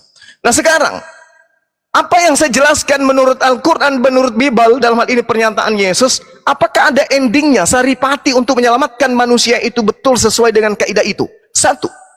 Yohanes 5 nomor 29. Dan mereka yang telah berbuat baik akan dikeluarkan dari kubur, lalu bangkit hidup yang kekal. Berbuat baik akan bangkit dari kubur dan hidup yang kekal. Berbuat baik berarti amalan soleh.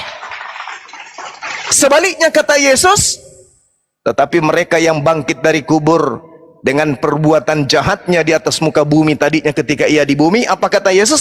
Akan dibangkitkan untuk dihukum di neraka. Na'udzubillah summa na'udzubillah. Berarti pola kehidupan kita di dunia ini menurut Yesus takarannya ada amalan baik dan amalan buruk. Sangat disayangkan di Kristen tak ada ini. Karena kenapa? Efesus 2 nomor 15, dengan matinya Yesus dia telah membatalkan hukum Tuhan di dalam Torah beserta segala perintah dan ketetapan yang ada di dalamnya. Nanti 1 menit terakhir akan saya jelaskan itu. Lalu kemudian data yang mana lagi? Di kitabnya orang Yahudi, misalnya di Mazmur 62 nomor 12, dan daripadamu juga kasih setia Tuhan, sebab engkau membalas setiap manusia menurut perbuatannya masing-masing. Artinya tak ada dosa yang ditanggung oleh orang lain, karena dosa ditanggung masing-masing. Yehezkiel 18:30, oleh karena itu aku akan menghukum kamu masing-masing menurut tindakanmu masing-masing. Hai kaum Israel, demikianlah firman Tuhan, maka bertobatlah dan berpalinglah dari segala durhakamu, supaya itu jangan bagimu menjadi batu sandungan yang menjatuhkan kamu ke dalam kesalahan. Pengkhotbah 12:14, di situ sangat dijelaskan dengan terang, karena Allah akan membawa setiap perbuatan manusia ke pengadilan yang berlaku atas segala sesuatu yang tersembunyi, entah itu baik, entah itu jahat. Jadi kita mau kemana ini? Bahkan kalau saya pinjam kitabnya saudara Kristen, Wahyu 22, nomor berapa? Nomor 12. Sesungguhnya aku akan segera datang membawa upahku untuk membalaskan setiap manusia menurut perbuatannya masing-masing. Jadi kita selamat berdasarkan perbuatan. Itu ajaran para nabi dan ajaran Yesus sendiri. Tapi kalau ajaran Paulus beda lagi dong. Di ajaran Paulus, Roma 5, Kolose 1, Efesus 2, Titus 3 dan seterusnya, Roma 4 juga dikatakan manusia diselamatkan bukan karena perbuatan, tetapi manusia diselamatkan karena iman. Bertentangan, Cak Ayu.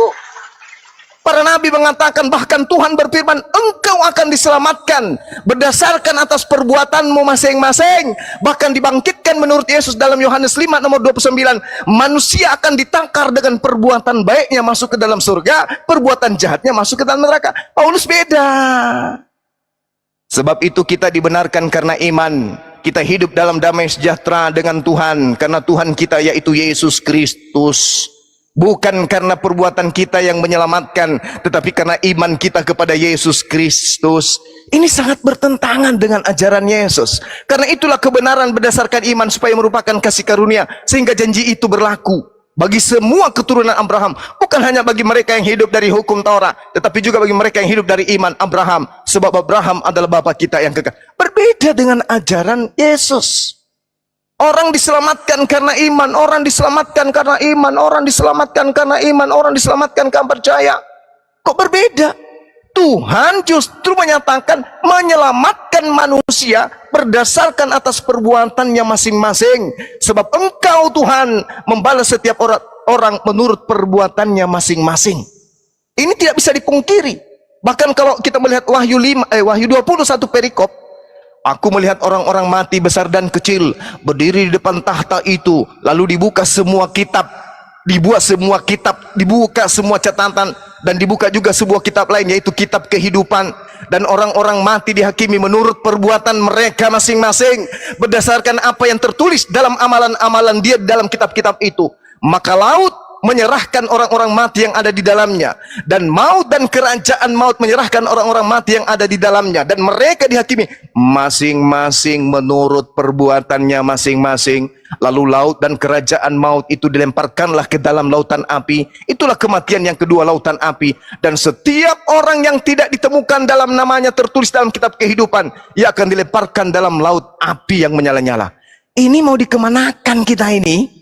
Kalau kita punya agama tidak mengejar amalan baik, kita mau kemana? Sementara pola takaran menurut Al-Quran, menurut Bible, takaran jannah, surganya seseorang, itu ditentukan oleh ridhonya Allah terhadap ketaatan kita kepada Allah. Makanya saya berselisih dengan saudara Kristen pada saat orang Kristen mengatakan agamanya kasih. Kenapa? Karena kasih itu adalah ketaatan menjalankan perintah-perintah Tuhan. Ulangan 11 nomor 1. Kalau kasih, maka harus dengan setia hidup di dalam perintah-perintah Tuhan. Advent sudah menjalankan itu sebenarnya, sebagian. Tapi sayangnya, hukum-hukum Tuhan itu hanya berlaku kepada Bani Israel saja. Bukan berlaku kepada di luar Bani Israel. Saya kira begitu saudaraku, bahwa ketika saudara ridha kemudian masuk neraka, itu sama dengan iblis yang ridha kepada Allah. Ya Rab, aku ikhlas untuk kemudian masuk ke nerakamu. Aku terima ketika kemudian engkau mengatakan aku telah masuk neraka untuk mengisi neraka. Rabbi bima aqwaitani la uzayyannanna lahum fil ardi wa la uqwiyannahum ajma'in. Iblis berkata, Tuhanku, oleh karena engkau telah memutuskan bahwa aku sesat, aku pasti akan menjadikan kejahatan terasa indah bagi mereka di bumi. Ini saudara-saudara pendeta, mohon maaf nih, begitu masuk ke gereja, banyak jemaat, diajaknya orang-orang ini menyembah Yesus, sehingga orang-orang yang ada pada masa itu pada gereja menganggap indah apa yang diajarkan oleh pendeta. Padahal Matius 7 nomor 15 sampai nomor 23, justru Yesus akan mengusir orang-orang yang memanggilnya Tuhan, bermukjizat pakai namanya, mengusir setan pakai namanya, bernubuat pakai namanya. Tapi itu dianggap sebagai sesuatu yang indah, sesuatu yang benar, sesuatu yang baik. Saya kira begitu dari saya, saudara-saudara sekalian. Kalau ada yang mau melanjutkan, silakan. Ada yang menanggapi juga, silakan. Demikian.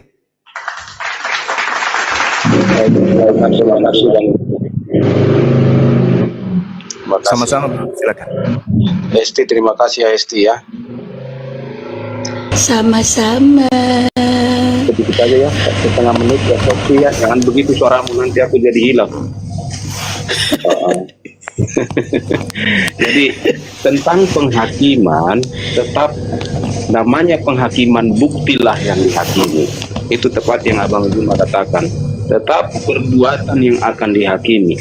Karena kepercayaan atau iman seseorang bukanlah bukti.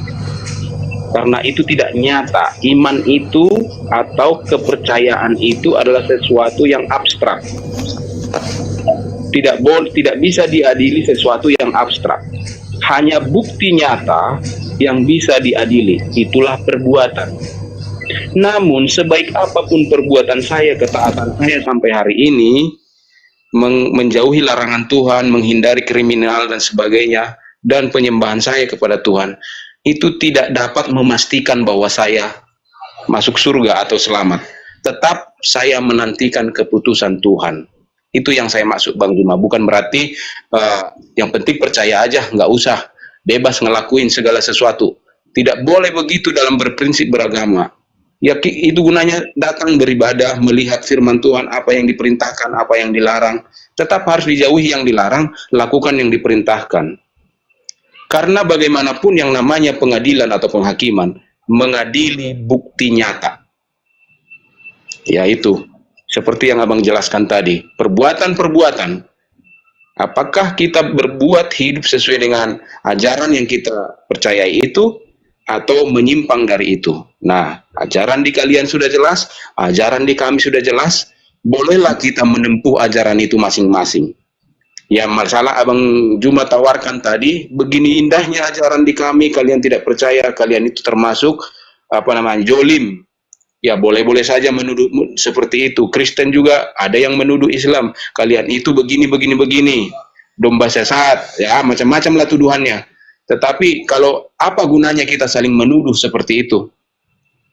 Lebih baiklah kita menerapkan ajaran kita yang baik-baik itu, ajaran agama kita itu, supaya kita menjadi sahabat yang baik, bermanfaat bagi semesta, bermanfaat bagi sama manusia, bermanfaat bagi peradaban. Itu saja kesimpulan dari saya. Sekali lagi, bukan berarti bebas melakukan segala kejahatan karena percaya kepada Tuhan. Tidak ada ajaran seperti itu dalam kekristenan. Tetap harus belajar dari firman Tuhan, mana larangannya, mana perintahnya. Lakukan, karena akan ada hari pembalasan, hari penghakiman. Setiap orang akan menerima upahnya sesuai dengan perbuatannya. Terima kasih. Wassalamualaikum warahmatullahi ta'ala wabarakatuh. Waalaikum, sahabatku, Masya Allah, luar biasa. Oke, saya kira sudah cukup untuk kita. Boleh nambahin dikit, banyak. Silakan. Ya. Kalau Pak Kalingga ini agak pelit memang, karena saya mendengarkan juga keluarganya banyak yang Islam. Tapi dalam berargumentasi itu, Bang, kita nggak boleh takut kepada siapapun sepanjang yang kita yakini itu benar. Tabrak saja, yang penting tidak ada ke personal gitu ya. Tapi kalau kebenaran itu hantam saja, Bang. Kami Muslim seperti itu. Gitu, nggak ada rem-remnya kalau dalam hal akidah kan begitu. Bang Handi Selewes, saya nggak berani melukai keyakinan keluarga saya. Nggak ada yang ini, Bang, selesai dulu saya. Tidak, bukan maksud untuk melukai. Bang Juma itu, kita semua di sini itu kalau menyampaikan Al-Quran itu mau siapapun ya kita tegas begitu loh. Yang salah ya salah, yang benar ya benar, yang putih ya putih, nggak bisa abu-abu gitu. Artinya apa? Di sini tadi Anda mengatakan ada larangan, ada perintah kan begitu. Nah, larangan perintah ini bersumber dari mana begitu?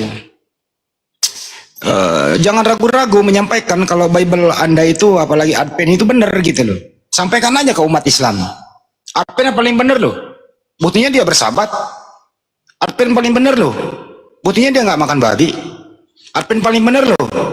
Buktinya dia bersunat. Nah, tapi itu harus dibuktikan. Sumbernya dari mana dulu ini kalau Anda mengatakan benar gitu. Nah, dicek ke dalam, sampaikan kepada orang-orang. baik di intern keluarga maupun di area publik. Begitu Bang, harus jadi pahlawan karena hidup ini cuma sekali gitu. Sebagaimana diterangkan Banyuma saya tadi, bahwa ARP dari mana sih? Kalau nggak salah kan, bukan lagi salah, dari Amerika Serikat. Ada siapa namanya yang membawa itu? Ada yang Ewan Jiwa ya itulah ya. Ellen Jiwa kan begitu ya. Itu tahun 1890-an lah kalau nggak salah kan begitu. Beritahu dah kepada istri gitu loh. Nah, suami ini Advent ya, yang mensponsori, yang memproklamirkan Advent itu orang Amerika. Begitu. Ya, kita itu bersahabat sebagaimana Yahudi. Tapi sahabat ini untuk Yahudi saja, bukan untuk seluruh dunia, kecuali Yudaisme. Jadi harus jujur menyampaikan Bang. Ya mohon maaf ya, mungkin waktu istri Anda itu Anda murtadkan, ya mungkin Anda tidak memberikan secara komprehensif.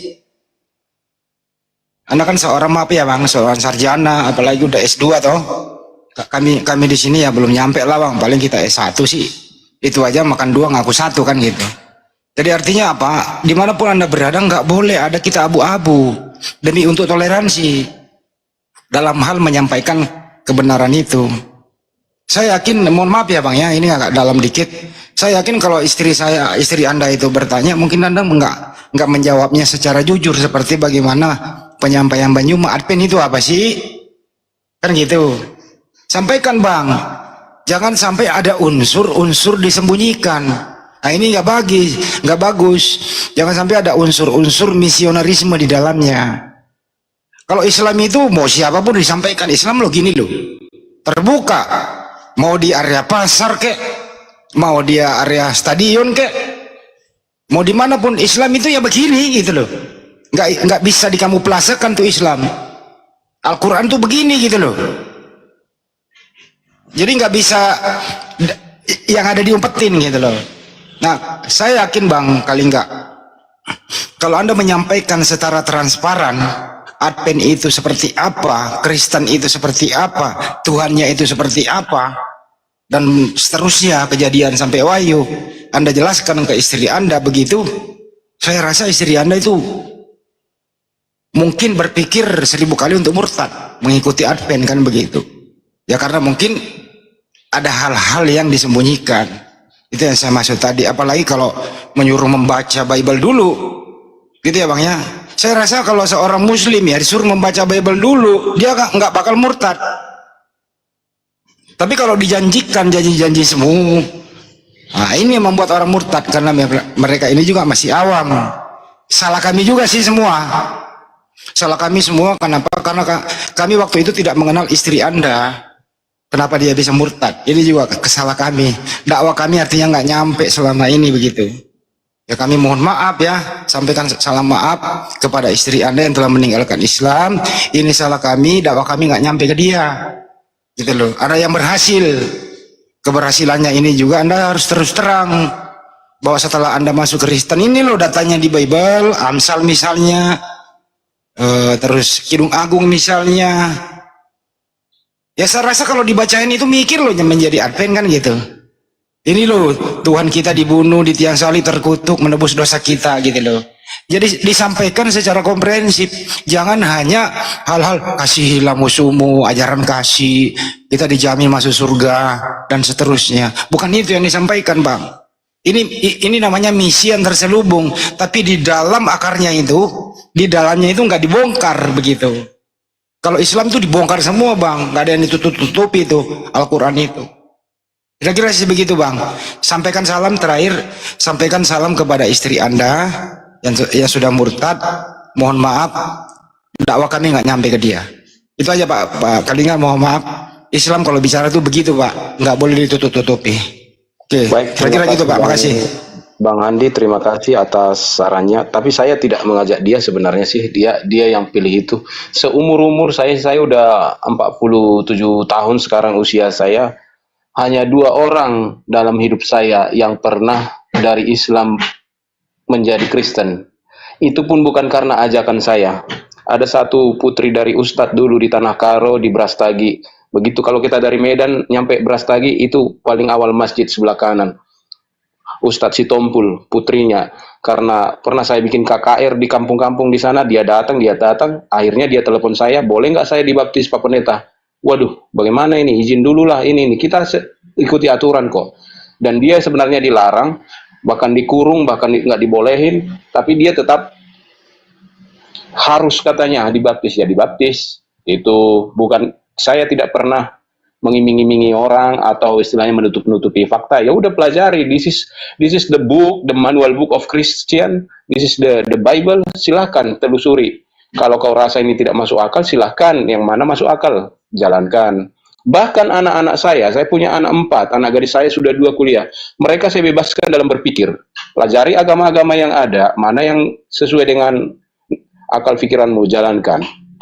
Bahkan saya bercanda sama teman-teman. Anak saya ini nih, laki-laki ini, saya bilang, saya biarkan berteman bebas dengan sama muslim. Kalau dia dapat jodoh dari muslim, saya bercanda nih, saya bilang, apalagi anak kiai, anak haji yang ada 100 kontrakannya, ya, bangga saya anak saya menikah sama anak dia. Biarin, mau dia muslim, yang penting menjadi pribadi yang baik dia di sana. Itu saya selalu katakan seperti itu. Karena apa? Dalam diri saya sudah tiba kepada titik di mana saya tidak lagi melihat perbedaan-perbedaan itu. Apapun nama agama saya klaim, hukum saya turuti, tidak makan babi, tidak ini, tidak ini. Tetap itu tidak akan membuat saya layak masuk ke surga. Tetapi apapun, mau Anda Abang Selebes, Abang Juma, Muslim, saya sudah tiba pada kesimpulan, siapa yang karakternya, sifat-sifatnya, hidupnya, gaya hidupnya, kelakuannya sama seperti yang diajarkan oleh Yesus dan gaya hidup Yesus, dialah yang selamat. Bukan masalah agama lagi. Nanti kalau saya bilang begini, banyak teman yang menurut saya, berarti kamu Kristen progresif. Terserah mau saya dituduh seperti itu. Akan tetapi saya sudah tiba pada kesimpulan itu. Makanya saya selalu berkata, siapapun dia akan selamat kalau hidupnya bersesuaian dengan kehendak yang Maha Kuasa.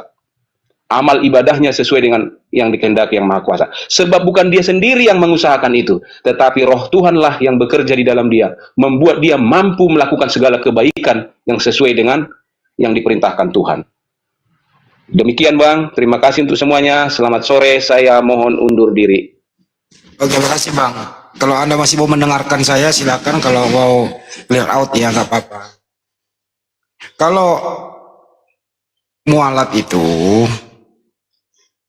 sebelum dia mengucapkan 2 kalimat syahadat, itu diberitahu dulu bahwa Al-Quran gini loh ajarannya, 30 juz, 114 surah. Ada hadis, ada nabinya.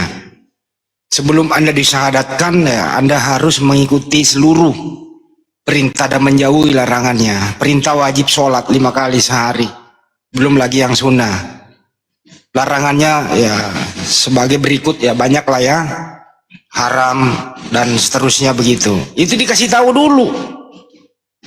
Kalau perlu dibukain dulu. Ada nggak kira-kira ayat suci Al-Quran itu yang tidak logis, kan begitu? Berbeda dengan murtadin. Ya murtad aja. Enggak dijelasin, lo jadi murtad begini loh. Yesus itu sebenarnya dia utusan Tuhan. Tapi dibuatkan surat oleh Paulus, mati dulu menjadi Tuhan. Begini loh nanti kalau menjadi Kristen, itu loh. Yesus itu 100% manusia, 100% Tuhan. Yesus itu khusus untuk Bani Israel, tapi dibuatkan surat untuk seluruh dunia. Mestinya dijelasin dulu. Di Bible itu tidak semua firman Tuhan. Di Bible itu ada 2 bahasa, Yunani dengan Ibrani. Bible itu di dalamnya banyak yang perlu dijelaskan secara mendalam, dan nanti kalau sudah menjadi murtad, tolong jangan dibaca di tempat umum, misalnya Amsal itu dan seterusnya. Saya rasa kalau dibukakan semua itu kejadian sampai wahyu, tanpa tendensi apapun, mikir orang murtad. Karena rata-rata orang murtad yang kita tanya adalah, kalau dia blow on, artinya apa? Dia manut-manut saja. Kalau dia sok pinter, dia mengertikan salah Al-Quran.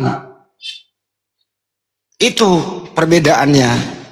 Jadi ya sekali lagi kami mohon maaf ini sebenarnya Bang Juma kita juga teledor ini. Bahwa ya dakwah kita nggak nyampe ke istrinya, berhasil dia dimurtadkan menjadi Advent. Ya untuk itu jangan berhenti teman-teman, dukung kami semua. Terutama yang ada di YouTube. Ya channel-channel ini di-share gitu ya, di-share. Itu kerjaan berbagi tugas lah kita, di-share kemana. Biar orang dengerin gitu loh. Biar orang yang murtad itu mikir gitu loh. Oke? Di-share, dibagikan, begitu di-like. Supaya apa? Supaya teman-teman yang nge-share itu video-videonya Zulkifli Mabas, Hanis Lebes Channel, Anda share, terus orang membacanya, terus kemudian menemukan kebenaran di situ, mendapat hidayah. Yang nge-share itu tadi, dia akan mendapat ilmu yang bermanfaat. Itu loh. Jadi jadikan HP itu menjadi alat untuk amar ma'ruf nahi mungkar, menyampaikan isi Al-Quran itu. Jadi nggak perlu speak, cukup dibagikan saja kan begitu. Termasuk komal-komal muslim ya didukung begitu. Nggak perlu kasih koin, bukan itu. Koin mah paling berapa sih gitu loh, kan habis juga. Tapi kalau nge-share itu nggak ada habisnya, karena jejak digital itu nggak pernah akan hilang. Kita nanti meninggal semua nih, diganti oleh anak-anak belakang kita, suara kita masih ada. Kira-kira begitu. Sekali lagi, tadi ini orang bicaranya ngambang, tidak masuk kepada topiknya. Ya untuk itu ya minta maaf sekali lagi. Kami di sini minta maaf kepada istri Anda, karena kami dakwah kami nggak nyampe. Anda lah yang berhasil. Ada sisi-sisi mengelabui, karena mestinya sebelum orang dibaptis tuh ya bacain dulu dong. Gitu, jujur menyampaikan siapa Yesus, siapa Tuhannya, konsepnya seperti apa, isinya apa dan seterusnya. Saya rasa orang kalau diceritakan sebelumnya itu ya mikir begitu. Karena orang sesuatu kita mau tuju itu kita survei dulu, kita tahu tujuan kita itu kira-kira bagus apa enggak. Nanti misalnya saya mau ke Makassar, tujuan saya kemana dulu begitu. Begitu, harus tahu dulu. Begitu juga saya teman-teman muslim yang mau murtad, saya mau menjadi Kristen, pelajari dulu. Jangan karena berdasarkan ketekanan, berdasarkan iming-iming, berdasarkan apa segala macam, nggak boleh begitu. Hidup ini cuma sekali. Itu dari saya Bang Juma, mohon maaf ya. Ini saya tadi perhatikan ini orang kok kayak gini banget gitu. Makasih semuanya, lanjut lagi. Assalamualaikum warahmatullahi wabarakatuh. Waalaikumsalam warahmatullahi wabarakatuh. Oke, pasien selanjutnya. Ayo, pasien selanjutnya silakan naik.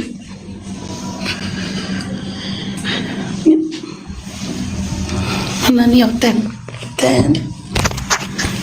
Saya paling heran loh kalau ada orang di sini bangga memurtadkan umat Islam menjadi istrinya menjadi Kristen. Itu pukulan loh buat kita. Maksudnya apa? Kok dakwah kita nggak nyampe gitu loh? Itu loh, itu maksudnya. Itu apa ya? Gagal lah kita itu sebenarnya di sini. Lebih baik kita merasakan kita gagal daripada kita ogah-ogahan bahwa kita ini berhasil. Gitu ya. Jadi semua teman-teman mendengarkan ini semangat. Lindungi keluarga Anda dari hal-hal yang bisa menyenggol akidah. Itu yang penting ya. Tuh.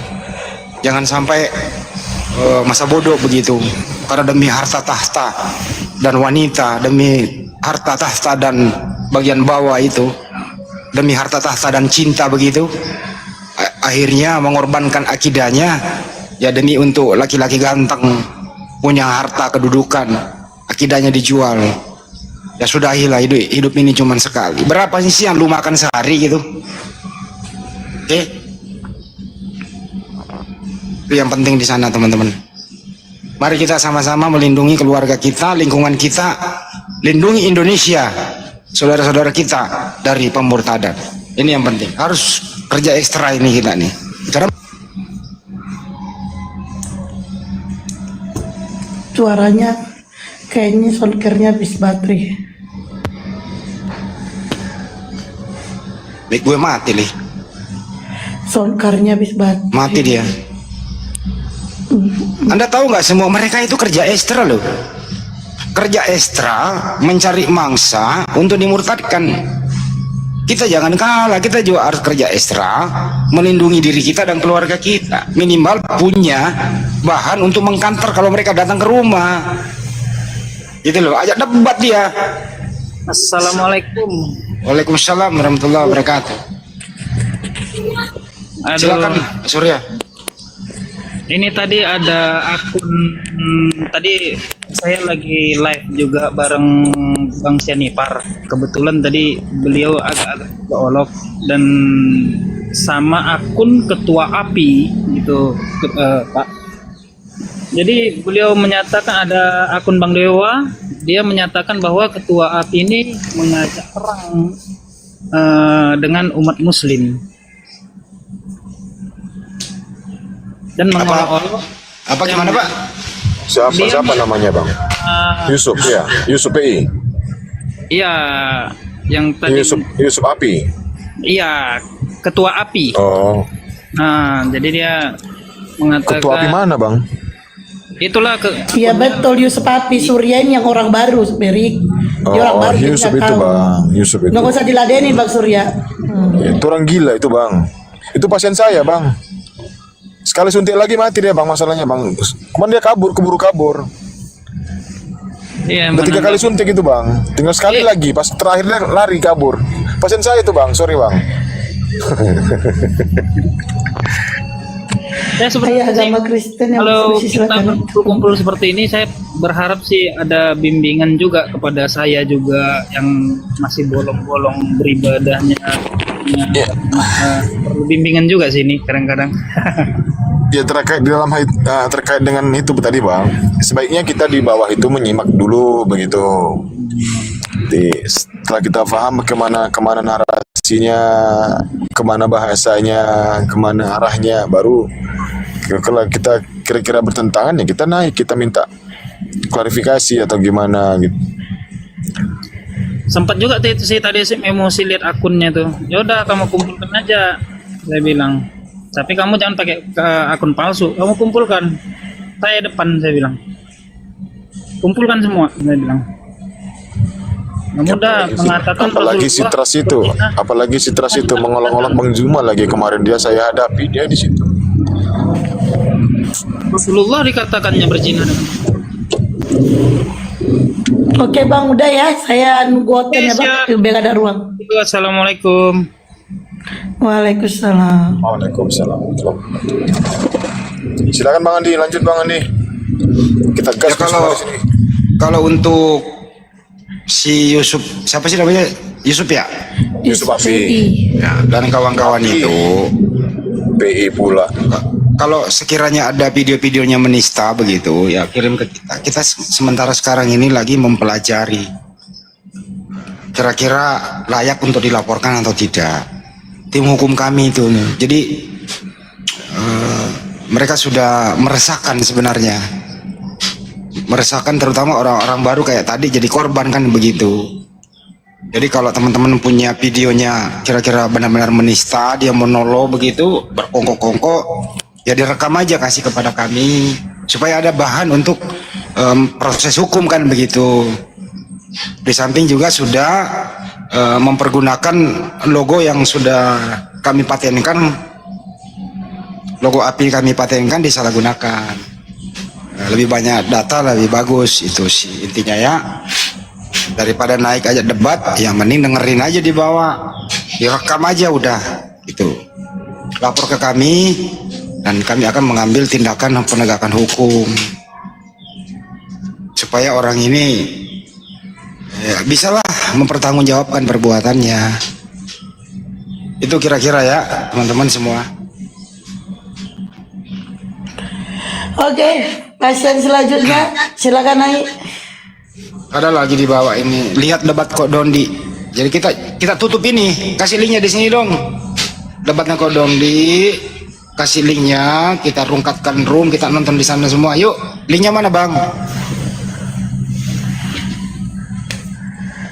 Agama Kristen silakan naik tak permintaan. Iya kalau mau nonton aja lah Bang Andi, ngapain ini dirungkatin. Katanya suruh siarkan dakwah biar nyampe kemana-mana. Enggak, Ada ini juga Bang Andi nih. ya kamu nggak ngerti bahasa Indonesia. Apalagi? Kita disuruh menonton di YouTube-nya Kak Jadi? Dondi. Gitu. Iya kalau mau nonton aja, ngapain mesti ini diakhiri? Ya itu di mah. Aduh nggak ngerti lah. Menyiarkan Ya udah dah. aja. Katanya menyiarkan dakwah. Nah, kalau Dondi lagi menyiarkan dakwah, kita juga menyiarkan di sini. Sama-sama menyiarkan. Gimana sih konsepnya? Lagian yang typing juga nggak ada yang typing. Ya kalau mau nonton aja. Bubar, Ah, bubar, Kita tetap berdiskusi. bubar. Apa Bang Koren? Lu nggak ngerti sih di Ngomong bawah. lu. Maksud saya itu teman-teman Apa? kan di sini juga rame. Kita juga Oh udah nontonnya tahu. di sini gitu. Ya enggak. Aduh, capek deh. Bang Kores, buka TV, buka laptop. Wah, jangan anjir. Bukan Oh, bagi- kencang kamu nggak- wifi. kalau makanya kalau ngomong tuh jangan dipotong, dengerin dulu kayak kan gitu loh. Maksud saya itu nggak usah ini lagi seru-serunya di sini. Terus ada teman kita promosi, artinya mengajak orang di sini pindah ke sono. Aduh. Tadi kan Bang Andi bilang, ya udah labnya diakhiri kan Bang Andi kita nonton sana. Kan Bang Andi ngomong gitu. Itu namanya bahasa menabok balik orang yang mengundang. Oh, Astagfirullahaladzim, nggak ngerti. sorry.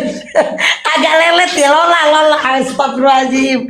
Ini lo akibat lu yang typing kan, gara-gara lu typing kan. Astagfirullahaladzim. Astagfirullah. Aduh, ini gara-gara. Itu yang Ya typing ini itu. udah tembus ini ya, udah tembus 6.800 viewer di YouTube-nya Donditan. Tapi insya Allah abis ini segera dari API Ikhwan akan ada dialog terbuka juga. Kita dari API sedang penggodokan untuk pokoknya setara dengan debat Olimpiade lah ininya apa ya eksekusinya. Stay tune. Apa diskusi apa Bang Kores? Diskusi matematika, agama lah, ditanya. Enggak maksudnya itu siapa lawan siapa lo Bang Kores ya Allah. Indonesia Korea Utara, Muslim Kristen Ya lah. ampun. Kayak mana sih? Bukan maksudnya Bang Juma Salah itu mulu. lawannya.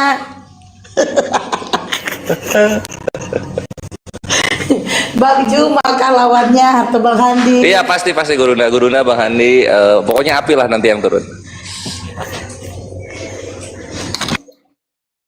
Belum seru Ikhwan karena ini masih waktu Muslim. Kita nunggu Kristen yang ngomong. Bukan tidak salah. Yuk yang agama Kristen silakan naik minta permintaan. Si bro admin jangan dinaikin lagi dia. Ini sekarang lagi dialog. Nih gua kasih dengar. Lagi di mana? Belum Pak, Bapak nggak usah apa-apain, Bapak bicara dulu, nanti baru kalau mau menyerahkan ke saya baru Bapak pencet dulu yang hijau Pak. Bapak pencet dulu yang hijau.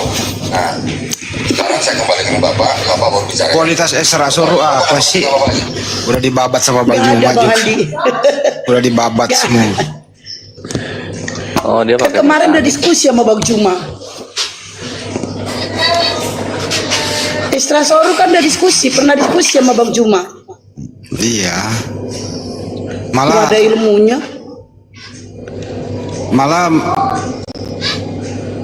kalau mau dipikir-pikir sih blunder-nya banyak tuh, malah diomelin sama pendeta lain. Mana ada Yesus sekolah SD, SMP, SMA, STT.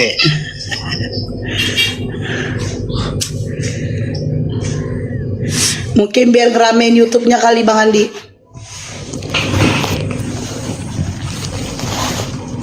Ngeramein YouTube-nya. Gak ada ilmunya. Sama Bang Juma aja keok. Ini kalau udah kayak gini-gini biasanya Muslim panen viti nih. Panen viti nih. Ntar lagi tuh Bang Kores, ntar lagi.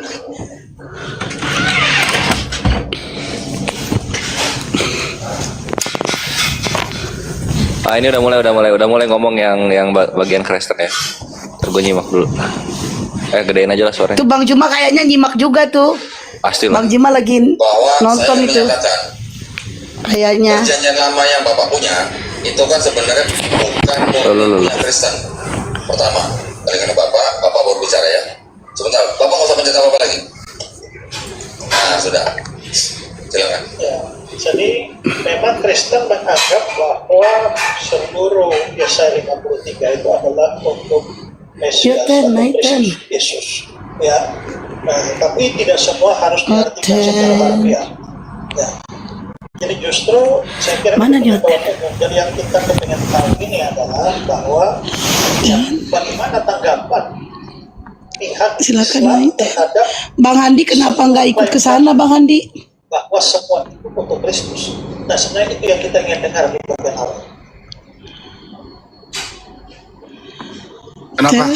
Saya Kenapa disuruh ke Bang Handi sana. nggak ikut ke Surabaya? Kelamaan berapa hari gua tinggal di Jakarta. Dari sisi Salah, tergawe. klaim ini, klaim Seminggu Mesias, ada. Mesias yang mana? Berangkat kemarin kan dari sini.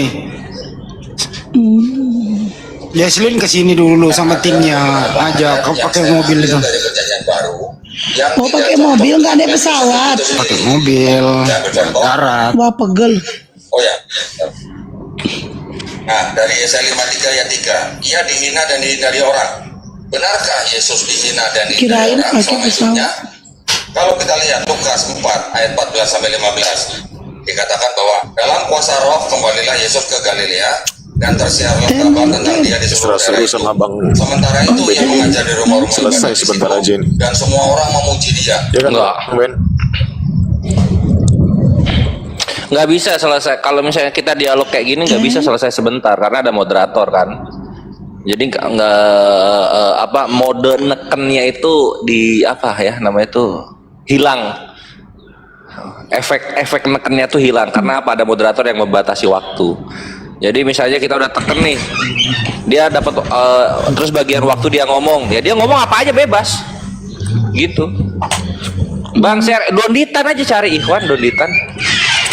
Bukan di TikTok ya, YouTube. Bang Kores.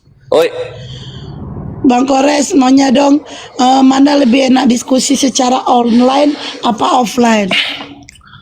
sama aja sih ya sebenarnya sama aja.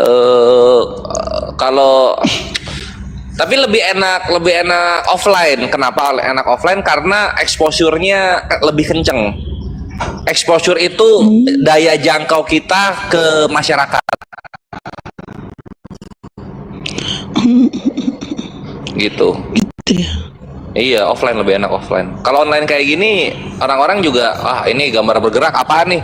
Gue lihat orang ada foto gif dialog gitu. Cuman ya itu ada plus minusnya. Lo kalau offline ada biaya yang dikeluarkan. Kemarin itu 2021 ngurus offline minimal 75 apa ini? juta sekali penyelenggaraan. Nah ini untuk yang api ini ditaksir kira-kira estimasi 150 Ikhwan. Acaranya 150.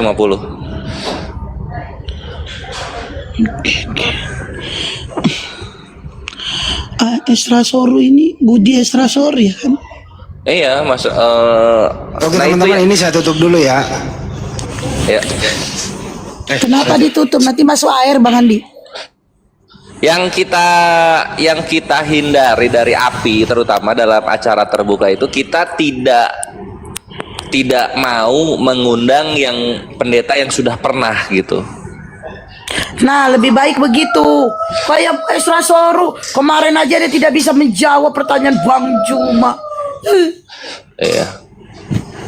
Dia apa yang ditanya larinya kemana? Apa yang ditanya larinya kemana? Aduh.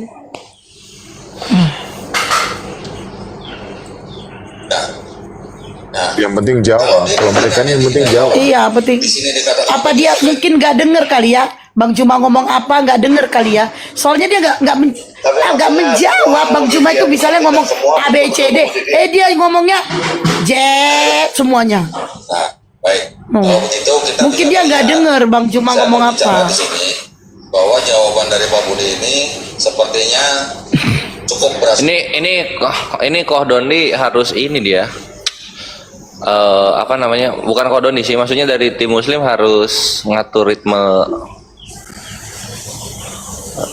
Nantilah rahasia dapur itu. Ngada-ngada deh nih. Dia yang ngomong, dia yang ini lama-lama sepak juga loh. Di sini dikatakan semua memuji dia. Semua memuji dia ini sungguh sangat bertolak belakang jika dikatakan ia dihina dan dihindari orang. Kalau orang menghindari dia, tidak akan mungkin orang datang untuk memuji dia. Mana Ini di hanya pasien statement saya selanjutnya? saja. Sebentar, di stop dulu nih. Sebentar, di stop dulu Pak. Stop dulu silakan Pak. Tengok aja, nggak menjawab nanti. Oke, baik, Pak. Ya kalau Anda sekedar membahas ya saya 53 nggak perlu Koh Dondi yang ngaju nih. Bang Ben ini bisa nih beliau. Masya Allah. Saya mau menyela dulu. Ayo Bang Ben, datang sana Bang. Surabaya Bang. Pak Dondi Iya, masalahnya kenapa Donditan ya gak ada lagi lawan yang mau dilawan, udah lah. Apapun lawan aja dapat pendeta udah. sering memberikan kepada Pak Esra gitu. Nah, karena saya mau menanggapi Walaupun sekelas ilmunya si Esra Sorunya aduh. Tahu kalau Pak Dondi bakal menyimpulkan. Aduh. Silakan ini Pak. Ini. Ini nggak geladi nih.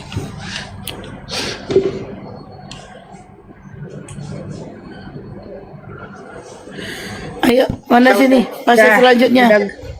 Udah geladi Ya. tuh sama Bang Umar sama Mbak siapa tuh yang cewek Cynthia ya.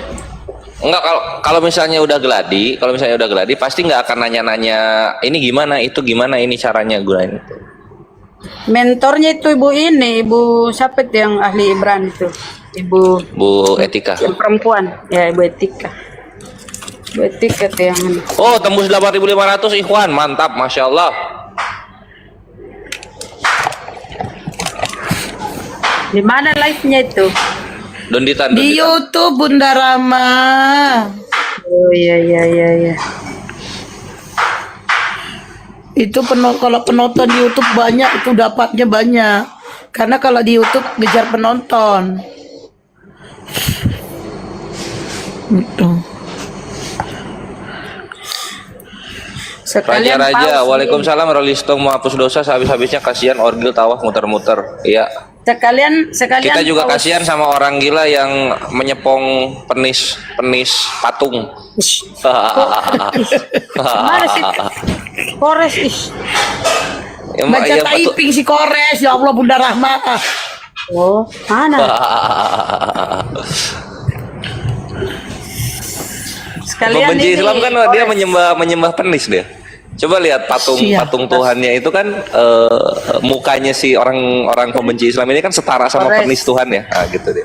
Bicara Ya. kotor itu Kores bahasa. Oh, penis nggak kotor. Kalau kontit, nah itu baru kotor. Iya.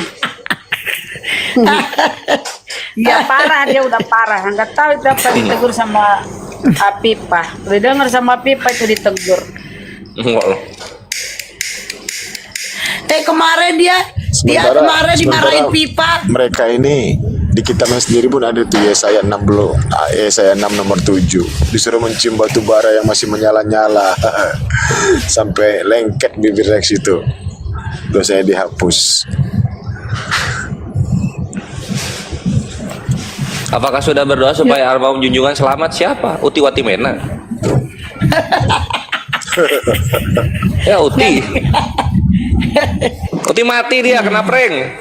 Yesusnya sampai benerin WC, janjiin sembuh, mati Utinya. Astagfirullahaladzim. Kores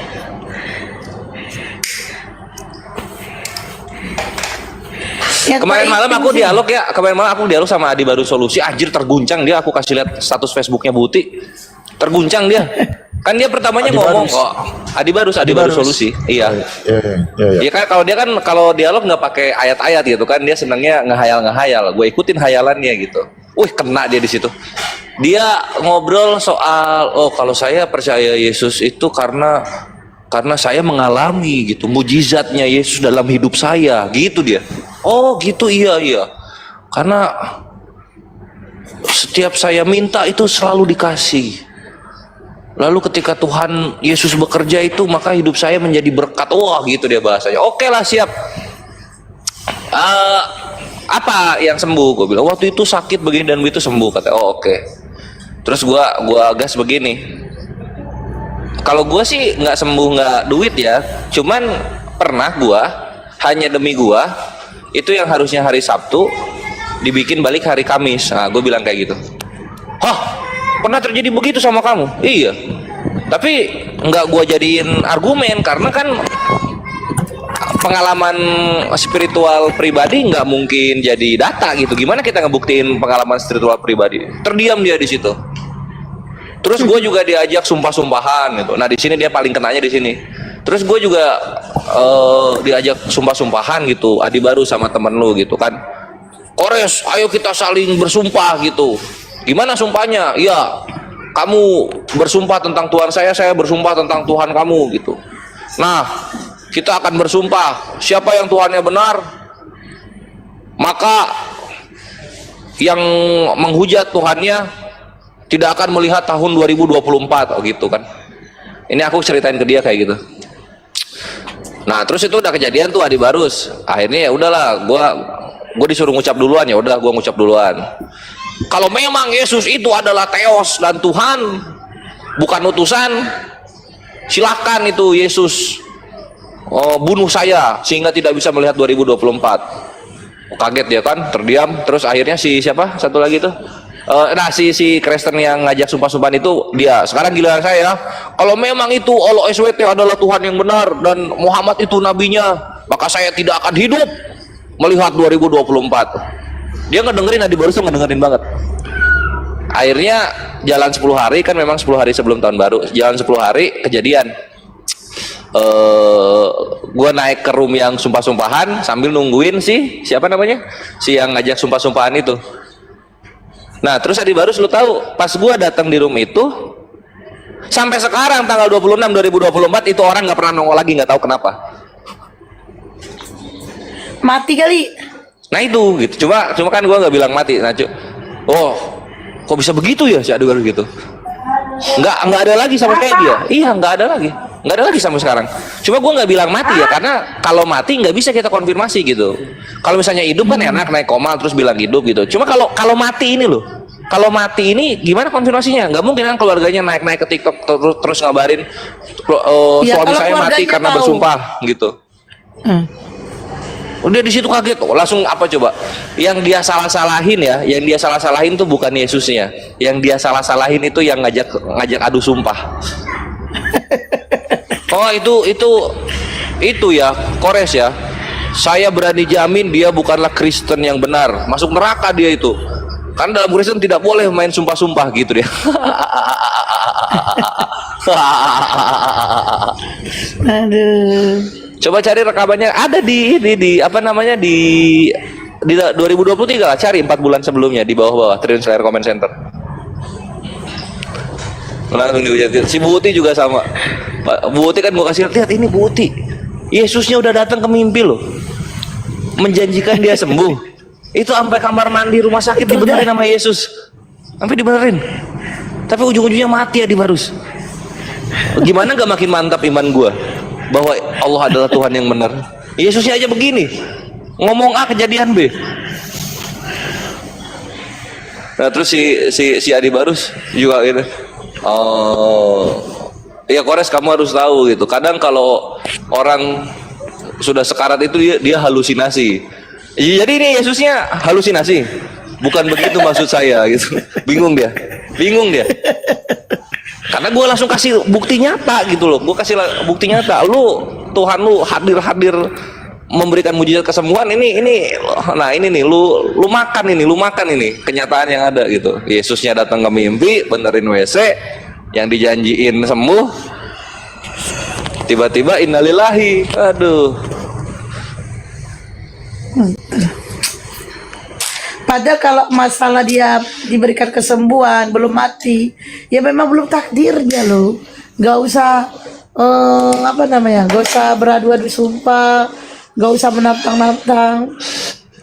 Ini apa namanya? Kalau perkara Bu Uti sih memang ironis ya, gitu kok. Ya dilihat aja lah status Facebooknya lah dari 2023 sampai 2024. Anjir, dia tuh berharap banget Yesus tuh nyembuhin dia, bikin dia sehat lagi. Dia posting foto-foto lamanya yang rambutnya masih panjang, yang masih jalan ke sana ke sini. Rindu banget dia sama sehat gitu, nggak mau cepet-cepet mati. Dar mati. Waduh, anjir. Itu kan setelah mimpi yang Yesusnya datang ke mimpinya itu kan dia update status lagi berikutnya di beberapa hari kemudian.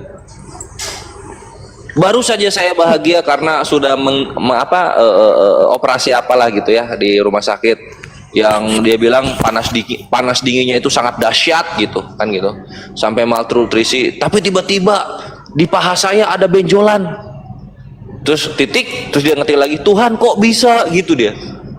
Tuhan kok bisa. Lu bayangin mukanya Yesus ketika Bu Uti nanya gitu, Tuhan kok bisa. Yesus saya gitu deh. Kayaknya Facebooknya udah dimatiin ya. Enggak, masih ada. Kalau udah dimatiin gua ada screenshot. Ini aku bikin Uti Watimena gak keluar. Salah ngetiknya kali. Fah, coba poco Fah. Aku pernah. Soalnya Iya, pernah Poco. juga aku Coba. ini. Iya enggak, dikit bentar doang. Gak keluar.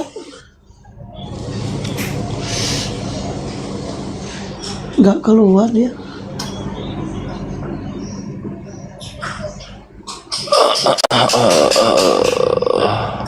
Masih ada.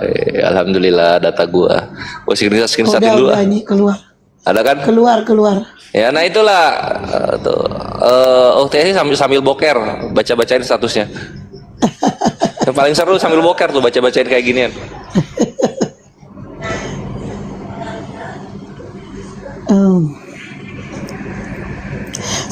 Saat aku sehat sekarang mau sehat lagi. Tuhan pulihkan aku. Tuhan pulihkanku, aku anakmu telah ditebus dan hargaku telah lunas terbayar. Kebajikan, kemurahan, kebaikan Tuhan melingkupi aku di sepanjang umurku. Aku sehat, aku diberkati. Tuhan mana yang seperti Tuhanku? Lah buktinya mati. Astagfirullahaladzim. Tuhan mana yang seperti Tuhanku katanya. Lah mana kau diberi kesehatan? Astagfirullahaladzim. Uti. Ya kan? Ya maksudnya gue ngeliatnya tuh kasihan gitu loh. Anjir dia halu anjing bilang sembuh. Sembuh kok botak kan gitu. Terus ini lagi, sebentar lagi, mana dia lagi kepencet. Sebentar lagi Tuhan Yesus pulihkan keadaanku seperti sedia kala lagi. Amin. Tuhan Yesus baik. Lah buktinya. Astagfirullahaladzim. Iya kan di prank berkali-kali. Ironis gue lihat serius. Astagfirullah. Bukti.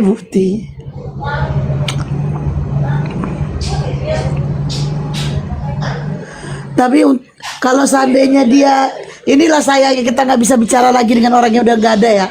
Kalau kita ini kita tengok nih kok ada kan nih gitu.